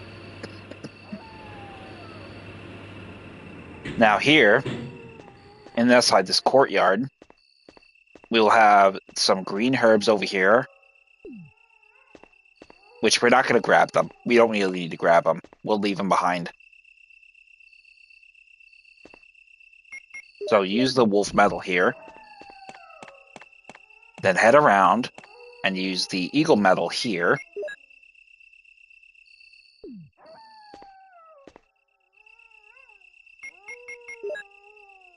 As soon as we orient ourselves, there it is. Standing too far back is what it was.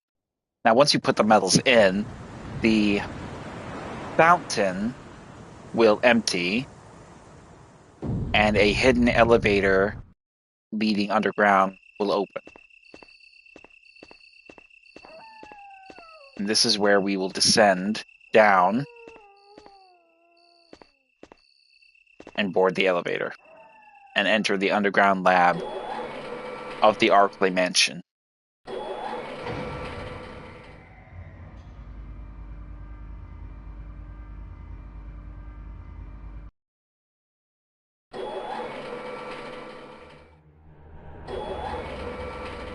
So right away, as soon as we disembark from the elevator, we'll have a path in front of us. This is obviously going to be the emergency door for the way to the helipad. Reading the plate on the side, it will say that this is the emergency exit. So we will immediately be heading for this particular area the second we are entering the final stretch of the end game. So head down the elevator, ladder, elevator. We just got off the elevator. God, my back is killing me. And here we will be in a storage room. And we're just going to continue on.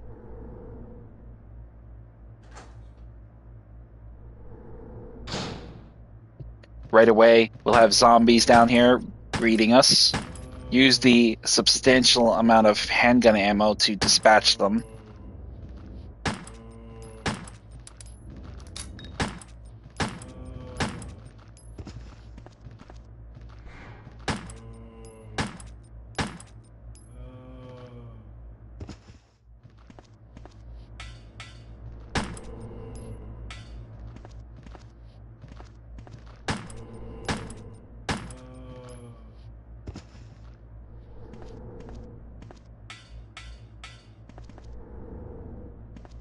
Here we have some herbs here we can grab, but we're not going to grab them. We're just going to leave them for an emergency situation that we may need.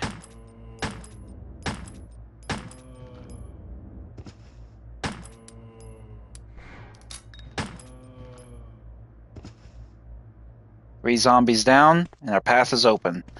Now, over here, there is a door. This door will be electronically locked. We need to open it with a electronic lock system. But over here on the desk will be the third and final system disk. So grab it.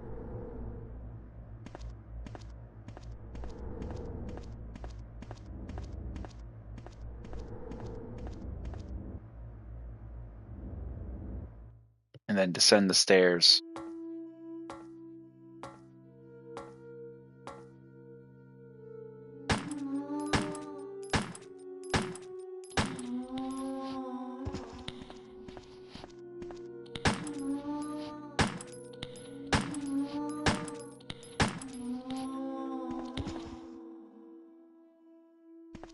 With that zombie being dispatched, we're going to head through the door here to the right at the bottom of the stairs.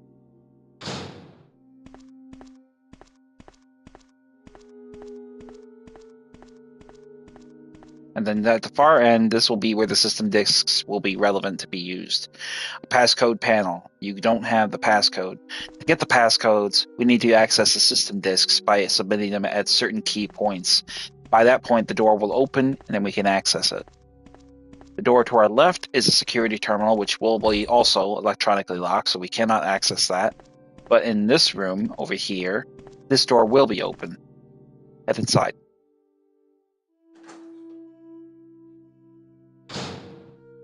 And upon entering here, turn on the light switch, and you'll find a note on the left here in the form of a researcher's letter. June 8th. Dear Ada, by the time you read this, I'll be something different. Today's test turned out to be positive. Just as I expected, I feel like going crazy when I think about becoming one of them. Ada, you're not infected, and I hope you never will be. In case you are the last one left, take the material in the visual data room and go to the power room to operate the triggering system before you escape. And make all this public through the media. If everything is in order, all the locks can be opened by the security system. You can access the system if you log in with my name from the terminal in the small lab and enter your password. The password is your name. To unlock the door at B2, where the visual data room is located, you'll need to access with our names first, then enter another password. I've written the code below. I'm sure you'll understand it easily. And this is my last hope. If you find me completely changed, please kill me yourself. Password MARM. Yours, John. So we need to figure out that password. John, Ada. Those are the passwords relevant for that particular piece of information. So once we get to this point, we're going to head over here. There's a switch behind the bookcase. Check this thing over here. Grab the green herb off the floor in the event we need it. Over here in the box, there will be another magazine. Now, take the moment to note the information here, not Vigil. Where is it? Researcher's letter. Here it is.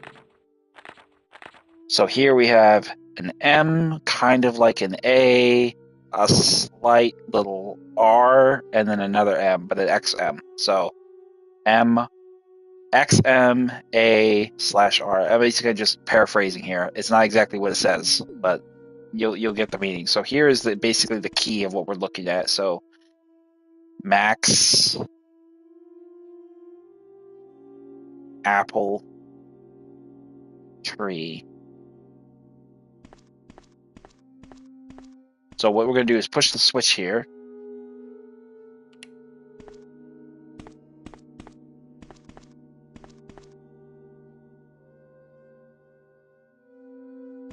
Woman, man, apple, tree. So we obviously know what those are. So the password is going to be M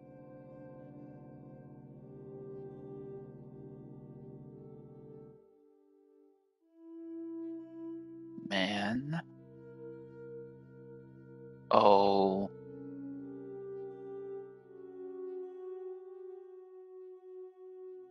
mole MOLE. That is the second password. Just interchange the letters with the actual letters of the word there, and basically just cross-reference them with the note symbolization, and that's what the password is, mole. So you got John, Ada, and the third password, mole.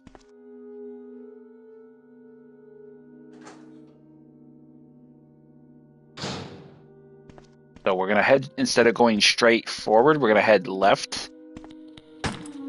right. and take down these zombies here.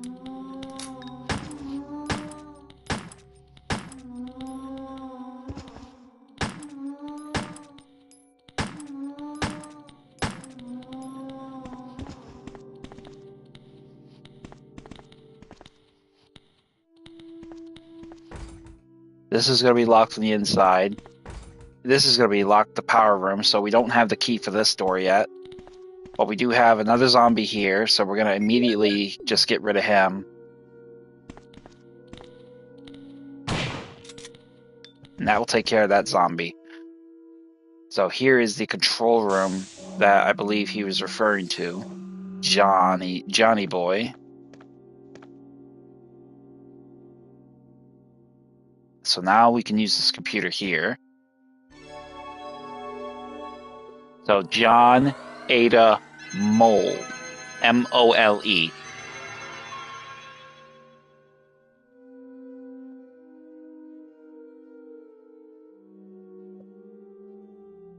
So log in with John.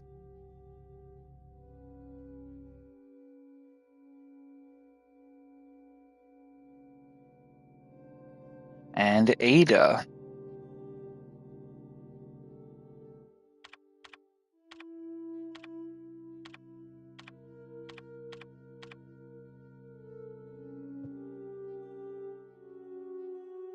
B2 will unlock first. Now we'll have to put in the third password.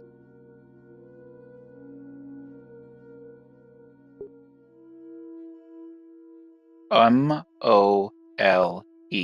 Mole.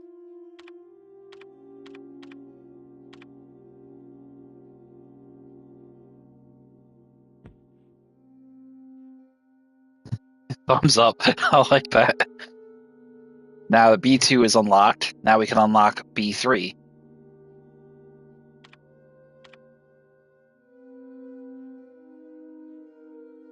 And that will be another area unlocked.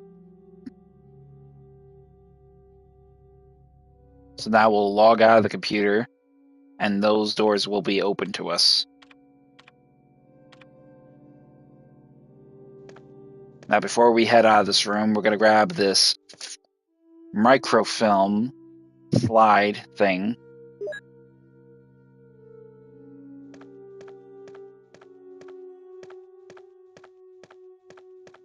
I don't know if there's anything else here we can grab.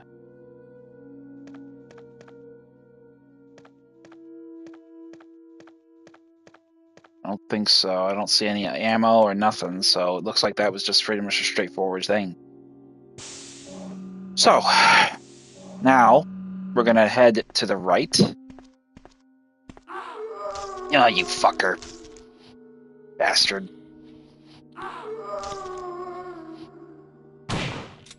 Dickhead. Now we can use that green herb I picked up. I figured I could slip. I thought I could run by him. I didn't think he would snap right around and grab me. Usually you get lucky and you can run past them. I mean, you actually... I think I got too comfortable with doing that in the previous games, so... like the remake, because the remake I could do it a lot easier than before. So, entering this room, and you'll have a slide in the middle of it.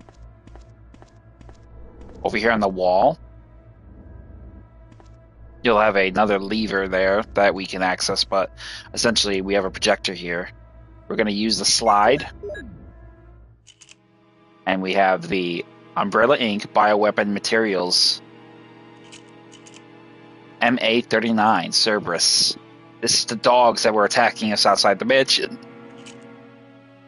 The FI-3 Neptune, the shark that's in the pool that we had to drain at the dormitory. The MA-121 Hunter that was chasing us to the mansion. The T-002 Tyrant. And then we have the Bioweapon Research Institute R&D staff. And, gee, who would have thought Wesker was moonlighting as a scientist? So now we know the truth of good old Wesker. There's a door on the left, little panel, so press the switch. And then that will open up the hidden panel over here, which will give us the lab key. So let's take the lab key. And over here on this cabinet, we'll find the security system file. Basement level 1, helicopter port. Executive and government officials only on the helicopter port. This restriction may not apply in case of an accident. Passage to the helicopter. No one is allowed to enter unless they are attended by a research consultant or security director. All others will be shot on sight. Elevator. The elevator stops during emergencies. Basement level 2, visual data room. Visual data room is within the control of the Special Research Division. Keith Irving and the room manager is designated to have jurisdiction over room usage.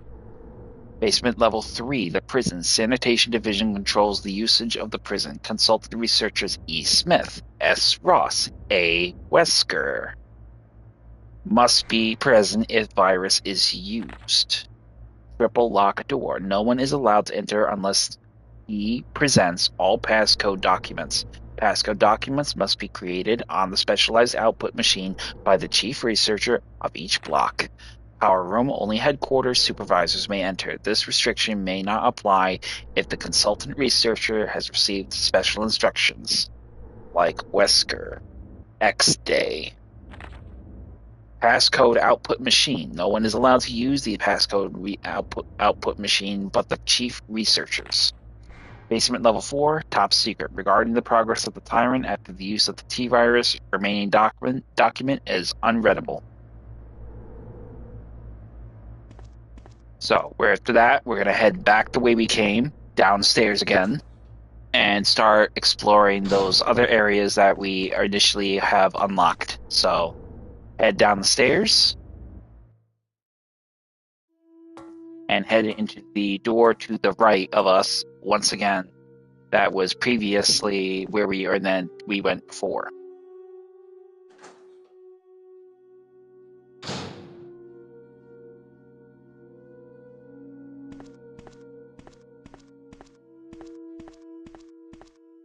So this door was originally electronically locked. It is no longer electronically locked. So we have access to it. Once we enter, we'll be immediately beset by zombies. Oh, missed that shot. Got that shot.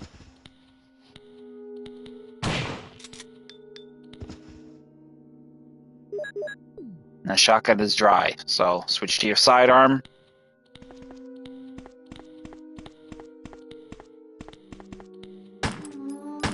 Put him down.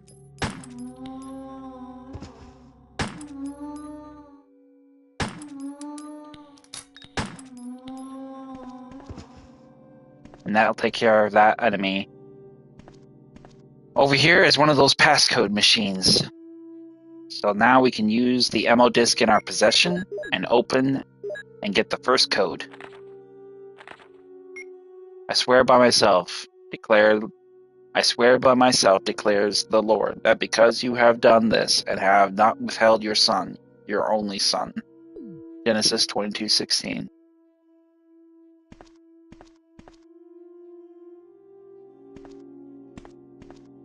Over here, there is another file, a fax, to the General Manager of Sanitation Division from the Special Committee on the Disasters of Raccoon Special Research Department. This memorandum is strictly confidential and must be destroyed as soon as it is understood. Regarding the T-Virus outbreak which occurred recently, this committee conducted a field survey. According to the survey results, estimates on the amount of damage caused by the accident are considerably greater than reported earlier. First, although it is very difficult to obtain accurate data in terms of actual numbers, it is thought that more than half of the researchers died after exposure to the T-Virus. The body count will most likely increase since nearly all of the survivors show symptoms particular to the T-Virus. Second, our security system is still in operation. However, our special security guard squad has been nearly destroyed. Because of that, research information considered by our company to be top secret has been made available to outsiders. Countermeasures should be taken as soon as possible. Finally, many of the subjects from the experiment have escaped and are out of control. We believe that some researchers are killed by these subjects and their bodies were mutilated. By curious coincidence, these events are proof of the success of our research. However, there is also a very high risk that this news may be leaked to the press if we don't act immediately. The condition is very serious. Our operation to cover up the situation is difficult to attain. However, we hope the problem will be solved quickly. We are especially concerned that the state police and the stars are intervening too quickly. We need to act on this situation as well. So once we have that, I believe we have anything. I was pretty sure there was an ammo here, but it doesn't look like it. So we have the one system disk used. That's good enough for me. Now, we're going to head into the next area. There's another electronic door we need to access, and a lab area as well. Oh, shit. Get off of me, buddy. I don't like tongue on the first date. Nor hickeys.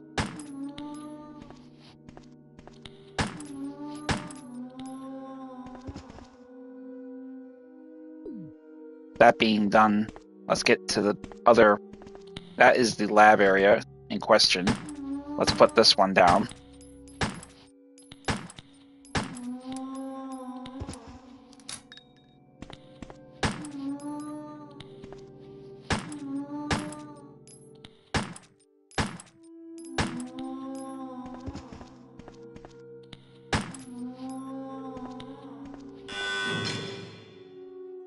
Now, using the lab key there will be put that out of the equation so we can pretty much move into the next area. But there is another area. We're going to be making a trip back here. We're just going over this area because we need to get to a storage room.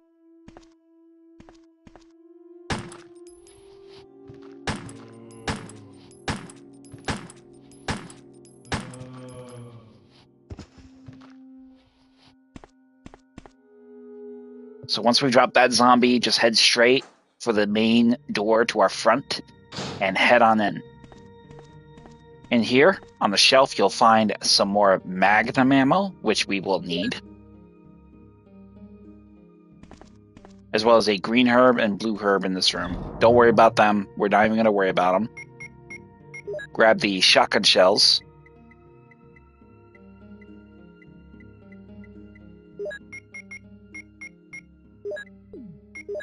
And we'll go ahead and take out the magnum ammo. I'm only taking out the shotgun shells because I want to fully reload my shotgun and take that with me.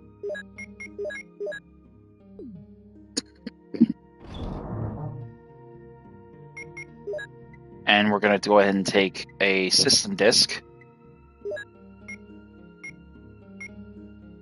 We'll put our pistol away. And we'll take the other system disk with us as well.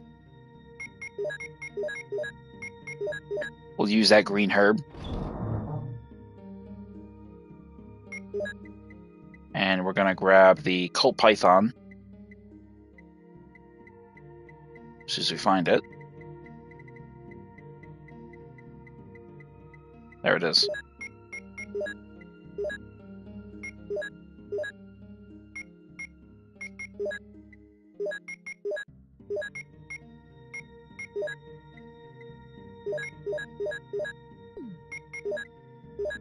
Grab both the system disks and the Colt Python.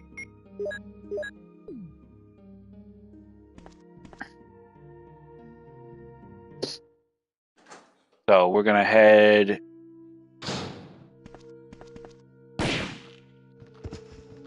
That was fun. I had to do that.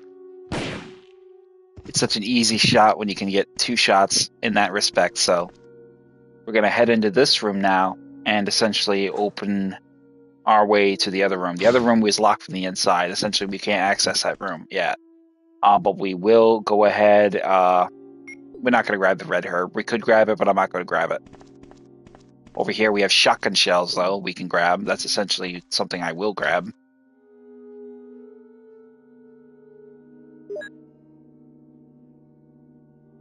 Now, here we have another trap that we need to avoid. So right away, as you can see here, there is a series of vents here. We're going to immediately want to... I'm not sure how we do this. I need to remember how to do this, I think. Okay, yeah, we need to push the steps over that switch that you can see the switch where I'm talking about. But the problem is we need to basically do it in such a way where it doesn't trigger the gas, because this is another poisonous gas chamber trap that essentially is unavoidable. If we're not careful, we'll end up getting ourselves in a bad situation. So what we try to do this here.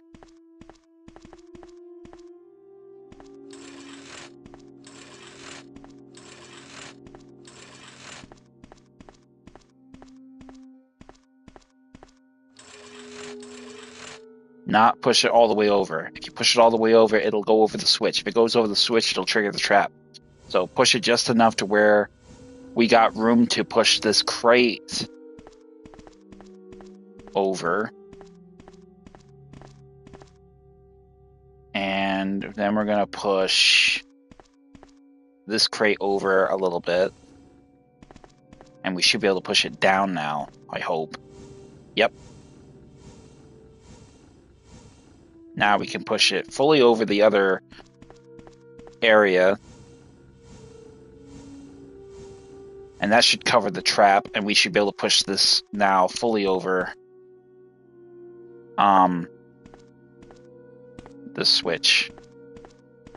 So let's hope our best. And we're good.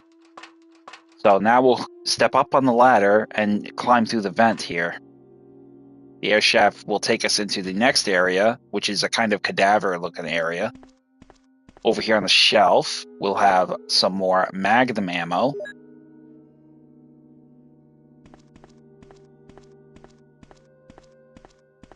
And then over here, another system disk readout, which we can use. Passcode 2. I will surely bless you and make your descendants as numerous as the stars in the sky and as the sand on the seashore. Your descendants will take possession of the cities of their enemies. Genesis 22:17. So after we have navigated that, we will be able to leave by unlocking the door leading out into the main lab hallway. The door we could not access because it was locked from the other side. And now we'll go back through this door to the main lab. Now we need to get to the power generator room. If we are to get the elevator working so we can get to the lower basement 3 level, we need to get the elevator, we need to restore power. So essentially what we're going to do is head into here, drop off the shotgun shells, because we're not going to need them. But we'll take a healing item with us, because we have a new enemy in here called the Chimera. Now the Chimera is not a zombie or a hunter, but it is essentially what a mutant monster would look like if you had used the T-virus to mix them with a fly. So Jeff Goldblum, eat your heart out, because somebody else is pretty much trying to take your mantle. Needless to say, we're going to need an ammo disc, and we're going to need the this last passcode thing here in this area. So right away, we're going to head into the power room, which is going to be in this direction here.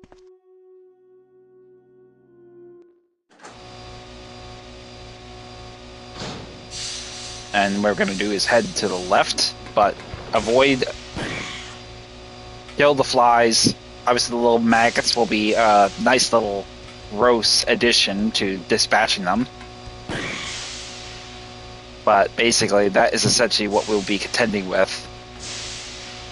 So the power panel, some areas do not have power. Will you activate the blacked out areas? Yes, we will. So turn that on, and we're going to keep moving.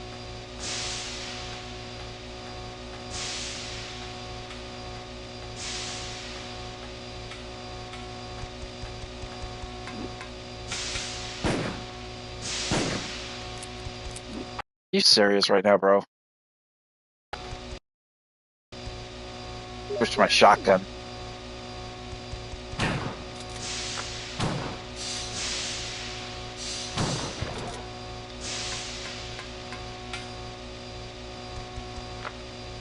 Oh, fucker.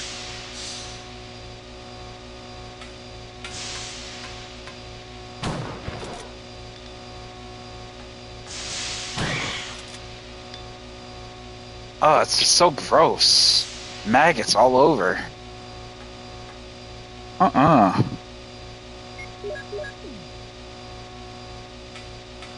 Magnum is usually the best weapon to go for, but there are some instances, because their stature is so low, you can miss your shot, which is why I switched to the shotgun.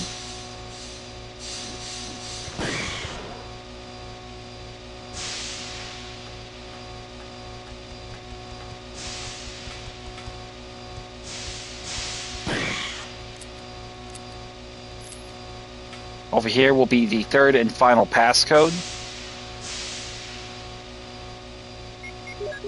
And that will take care of that. Passcode 3. And through your offspring, all nations on earth will be blessed because you have obeyed me. Genesis 22:18.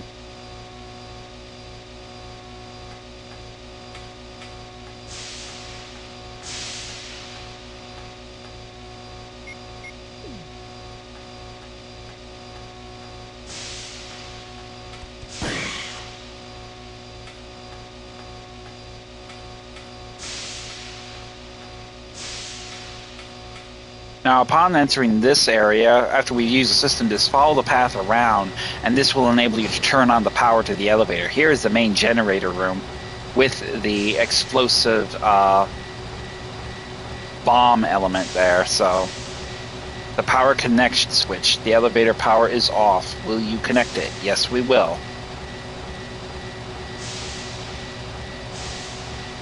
So now we have power restored to the elevator to get to basement level 4. Over here is nothing, but over here, it's a triggering system activator. It's quite big. Basically, it turns this place into a bomb.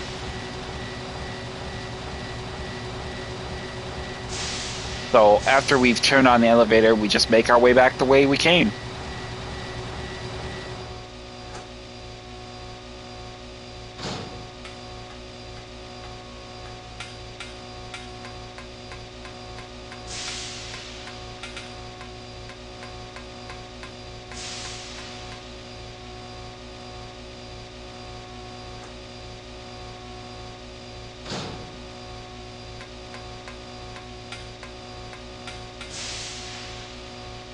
The Chimera kind of make only like a little brief appearance, but they also make appearances as you're making your escape from the facility.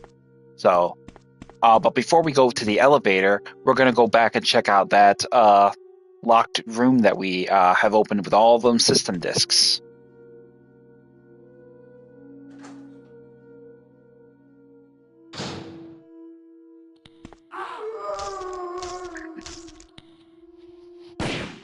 Asshole.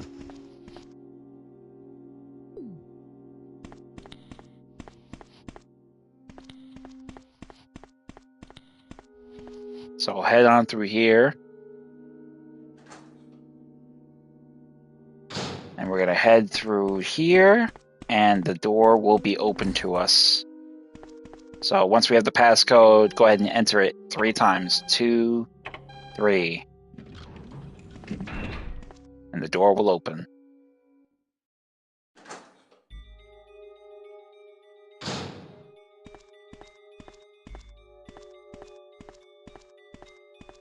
And in the end of this room, we will find...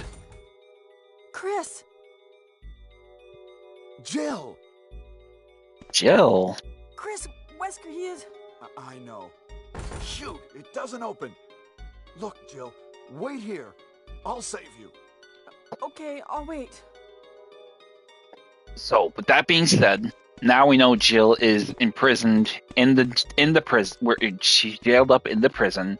We'll have to come back here and get her before we finish the game. So, let's get back to the main elevator leading to the lower levels of the lab.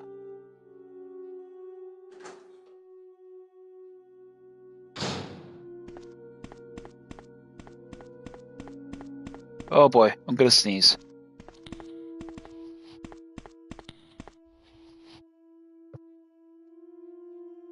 Whew, bless me. Sorry. So once we go ahead and do that, we're going to head into this particular area and get a couple of things. We're going to need some healing items. Well, we won't really need a healing item because it's an easy fight to take down the tyrant. But we will take the green herb.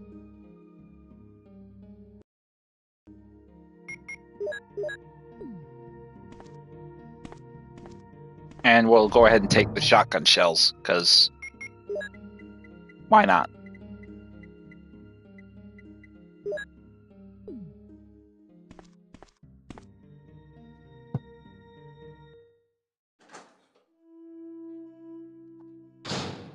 So once we head into here, we're going to immediately head right. Matter of fact, I'm going to do one solid and save. I'm going to save the game through the system like that. So activate the switch, and we're going to head right in there. Chris! In which case, Rebecca will finally catch up to us. Rebecca, you're safe. I saw you in the garden. I've caught up with you at last. Well, I'm glad you're all right. Don't go out alone. Yes, sir. Yes, sir.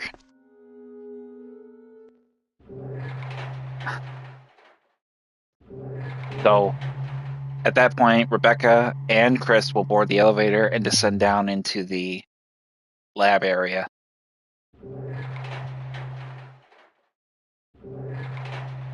And we will have a cutscene. Chris, as my subordinate, you have wonderful talent. I would never work for a company like Umbrella. And Wesker, you were formerly with Umbrella. What do you mean? Since when have you been an Umbrella agent? And a traitor to the stars? Now you're wrong. I was formerly with Umbrella, yes. But now I'm prepared to face anything. Even getting rid of you vigilante stars. Now, the worst possible situation has occurred. The failure of the experiment created a virus, a biological weapon, polluting the entire lab. No, the worst happened with the Tyrant virus. I lost some of my STARS team members because of it. You killed them with your own hands. Did you kill Enrico? Really? Yeah, like this. Rebecca! Don't move. If you do, I'll kill you. Chris, I have something to show you. Now, walk.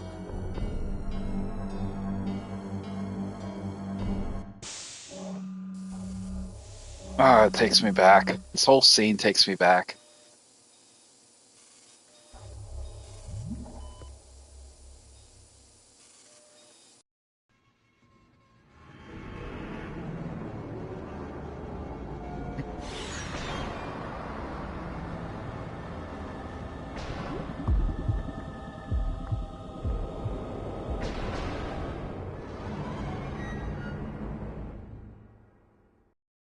Is this? That's right. This is the ultimate life form. Tyrant! Chris? Stop it. Wesker, you're pitiful. This is your savior? You say this failure is your savior? You can make sure yourself whether Tyrant is a failure or not.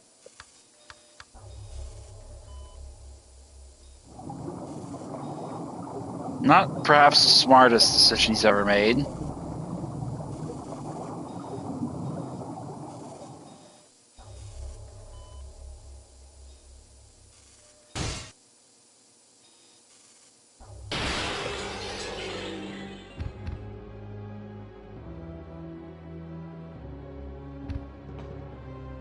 Go to hell. Jill will join you too. What? Don't come this way! No!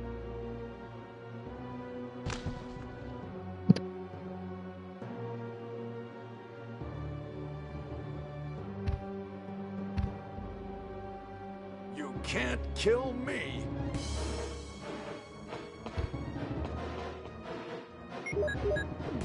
Now, right away, basically, you just want to take the chance of, like, leading him around. And that's really all it takes. 3 shots with the Magnum. Maybe 4. I'm not sure how many shots connected. With that first one, I'm not sure that connected at all. But this whole room is basically shaped like a donut, so basically you could just lead him around, lead him, make him chase you. And Wesker will basically be dead at that particular point in time. Opening the door switch will unlock it. Now we'll head out.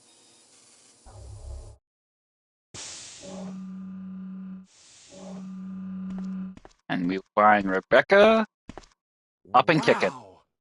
Ha! It seems like this bulletproof jacket is pretty strong. I see. How about Captain Wesker? He is sleeping with the ultimate failure. Hurry up. I want to get out of here.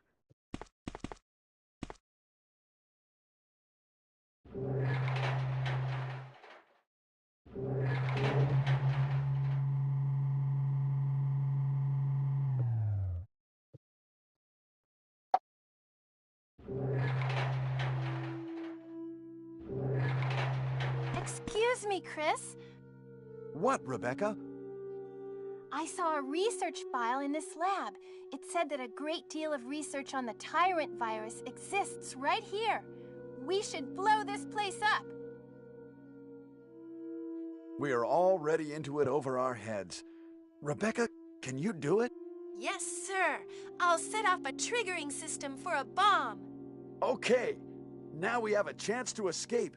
See you outside the house.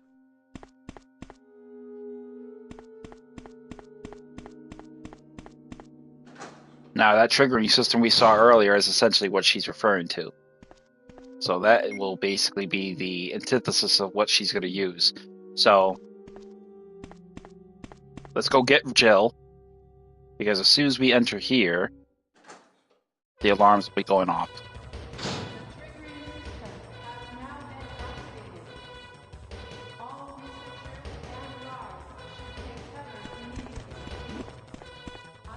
Just run past the Chimera and head directly for Jill. Now, because the alarm's been triggered, all the doors will be unlocked, including the prison cell. Well, this is where you want to grab her.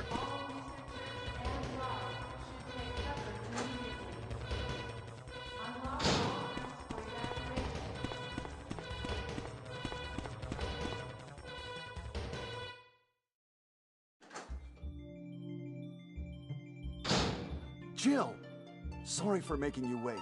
Chris!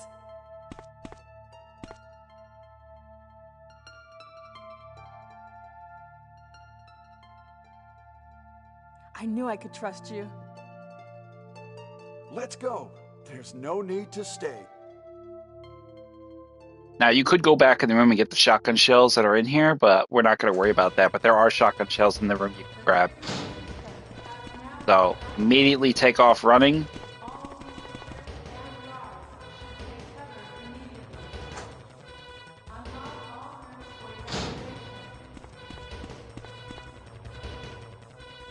Let's get going.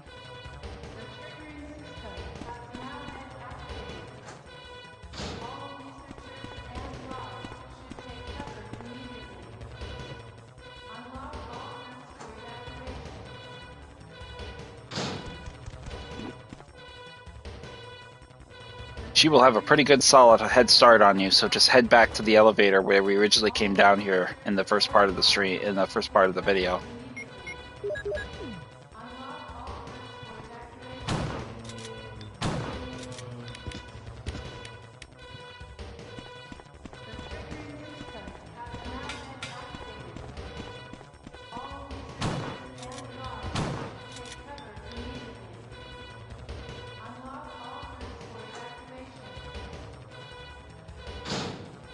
Let's get going.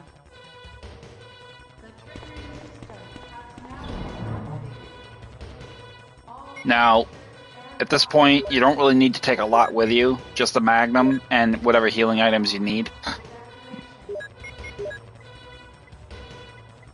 we have shitloads of everything we need. So the Magnum will speed up the encounter a little bit with the end boss.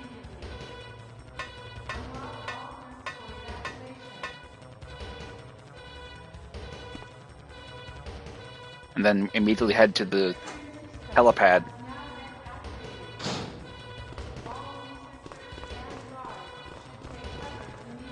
Radio will activate. I have a fuel shortage. Okay, this is the last try. If somebody's alive, please send a sign. So now we need to get to the helipad and send a sign to Brad that we are here. Grab the battery left in the corner conveniently.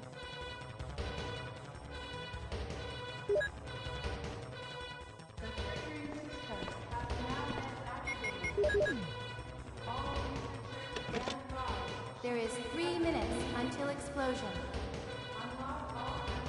I made it! I set off the triggering system to the bomb! Great! Rebecca, Brad's up in the helicopter.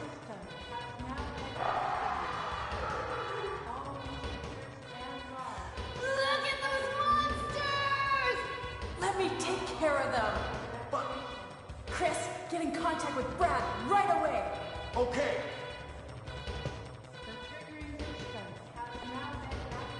So they will stay behind and buy precious time for us to get Brad's attention in the helicopter. I'm not sure if that was a hunter that we heard or a chimera. I'm not sure, but whatever the case is, there's a lot of them that are coming down that door. So we'll see what happens. They're like, yeah, we'll take care of this. You go on. So over here on the right, as soon as you get off the elevator, you'll find a signal flare. So immediately head out to the middle of the map. It doesn't really matter where you set it off. Just set it off anywhere, and it will get the helicopter to appear.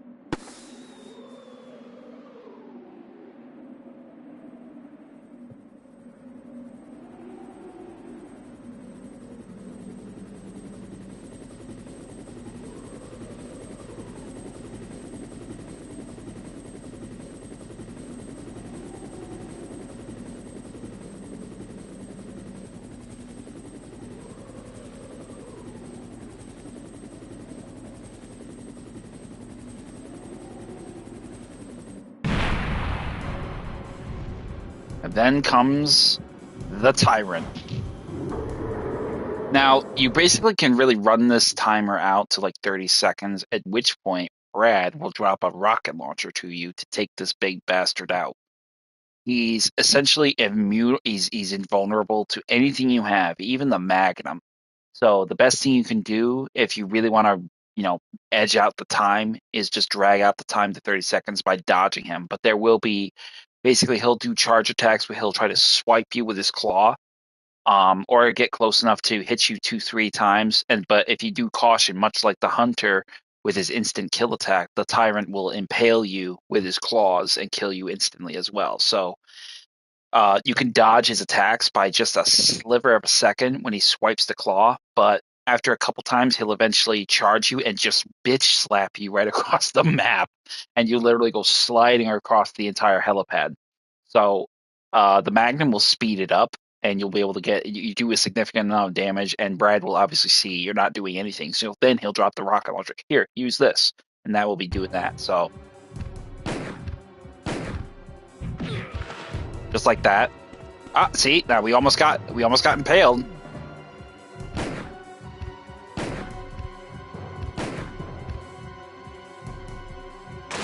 Chris, use it!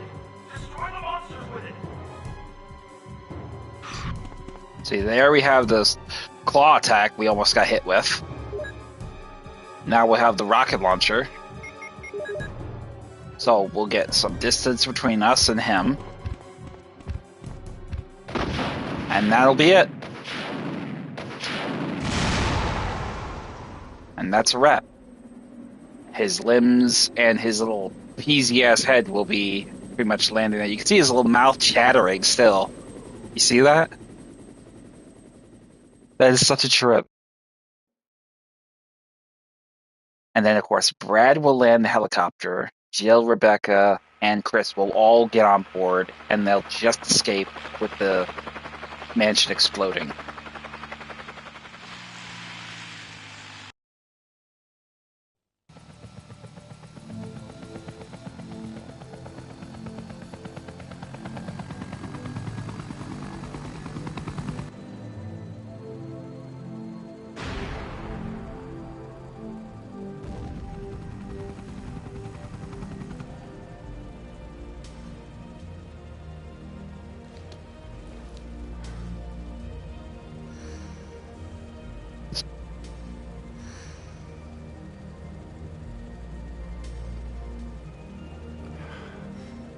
I don't know how the hell Jill's tired. She didn't do shit. She fucking sat in a cell. How the fuck are you tired?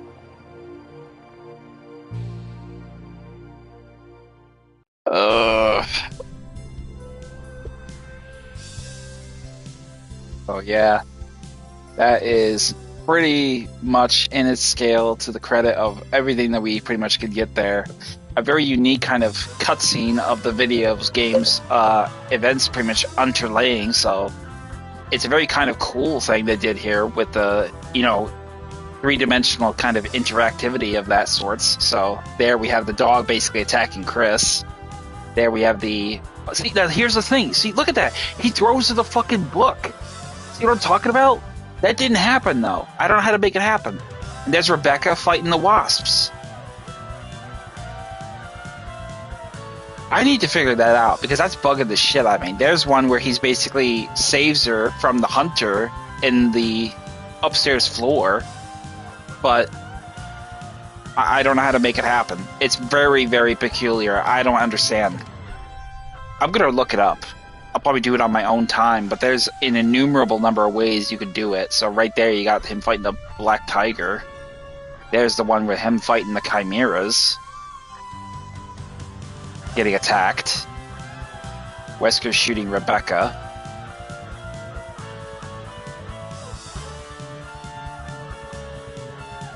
I kind of like this. It's kind of nice to watch it for a minute.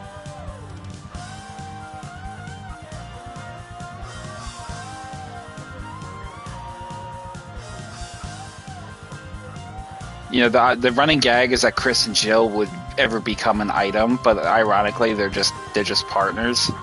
So it's a very curious detail that is not really explored beyond that.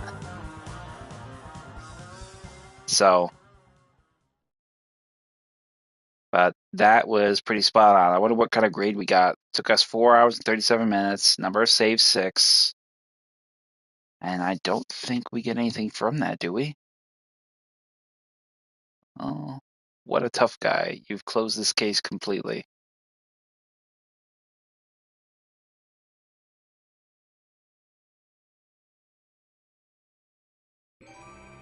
Up, we got the closet key. So we can actually change our outfit. Now there are 2 outfits you can wear in the game. I think one of them is a leather jacket outfit, and then I don't know what the other one is. I don't remember it off the top of my head. But there is some unlockables. If you beat the game within, I think, 3 hours and shit, you get the infinite rocket launcher.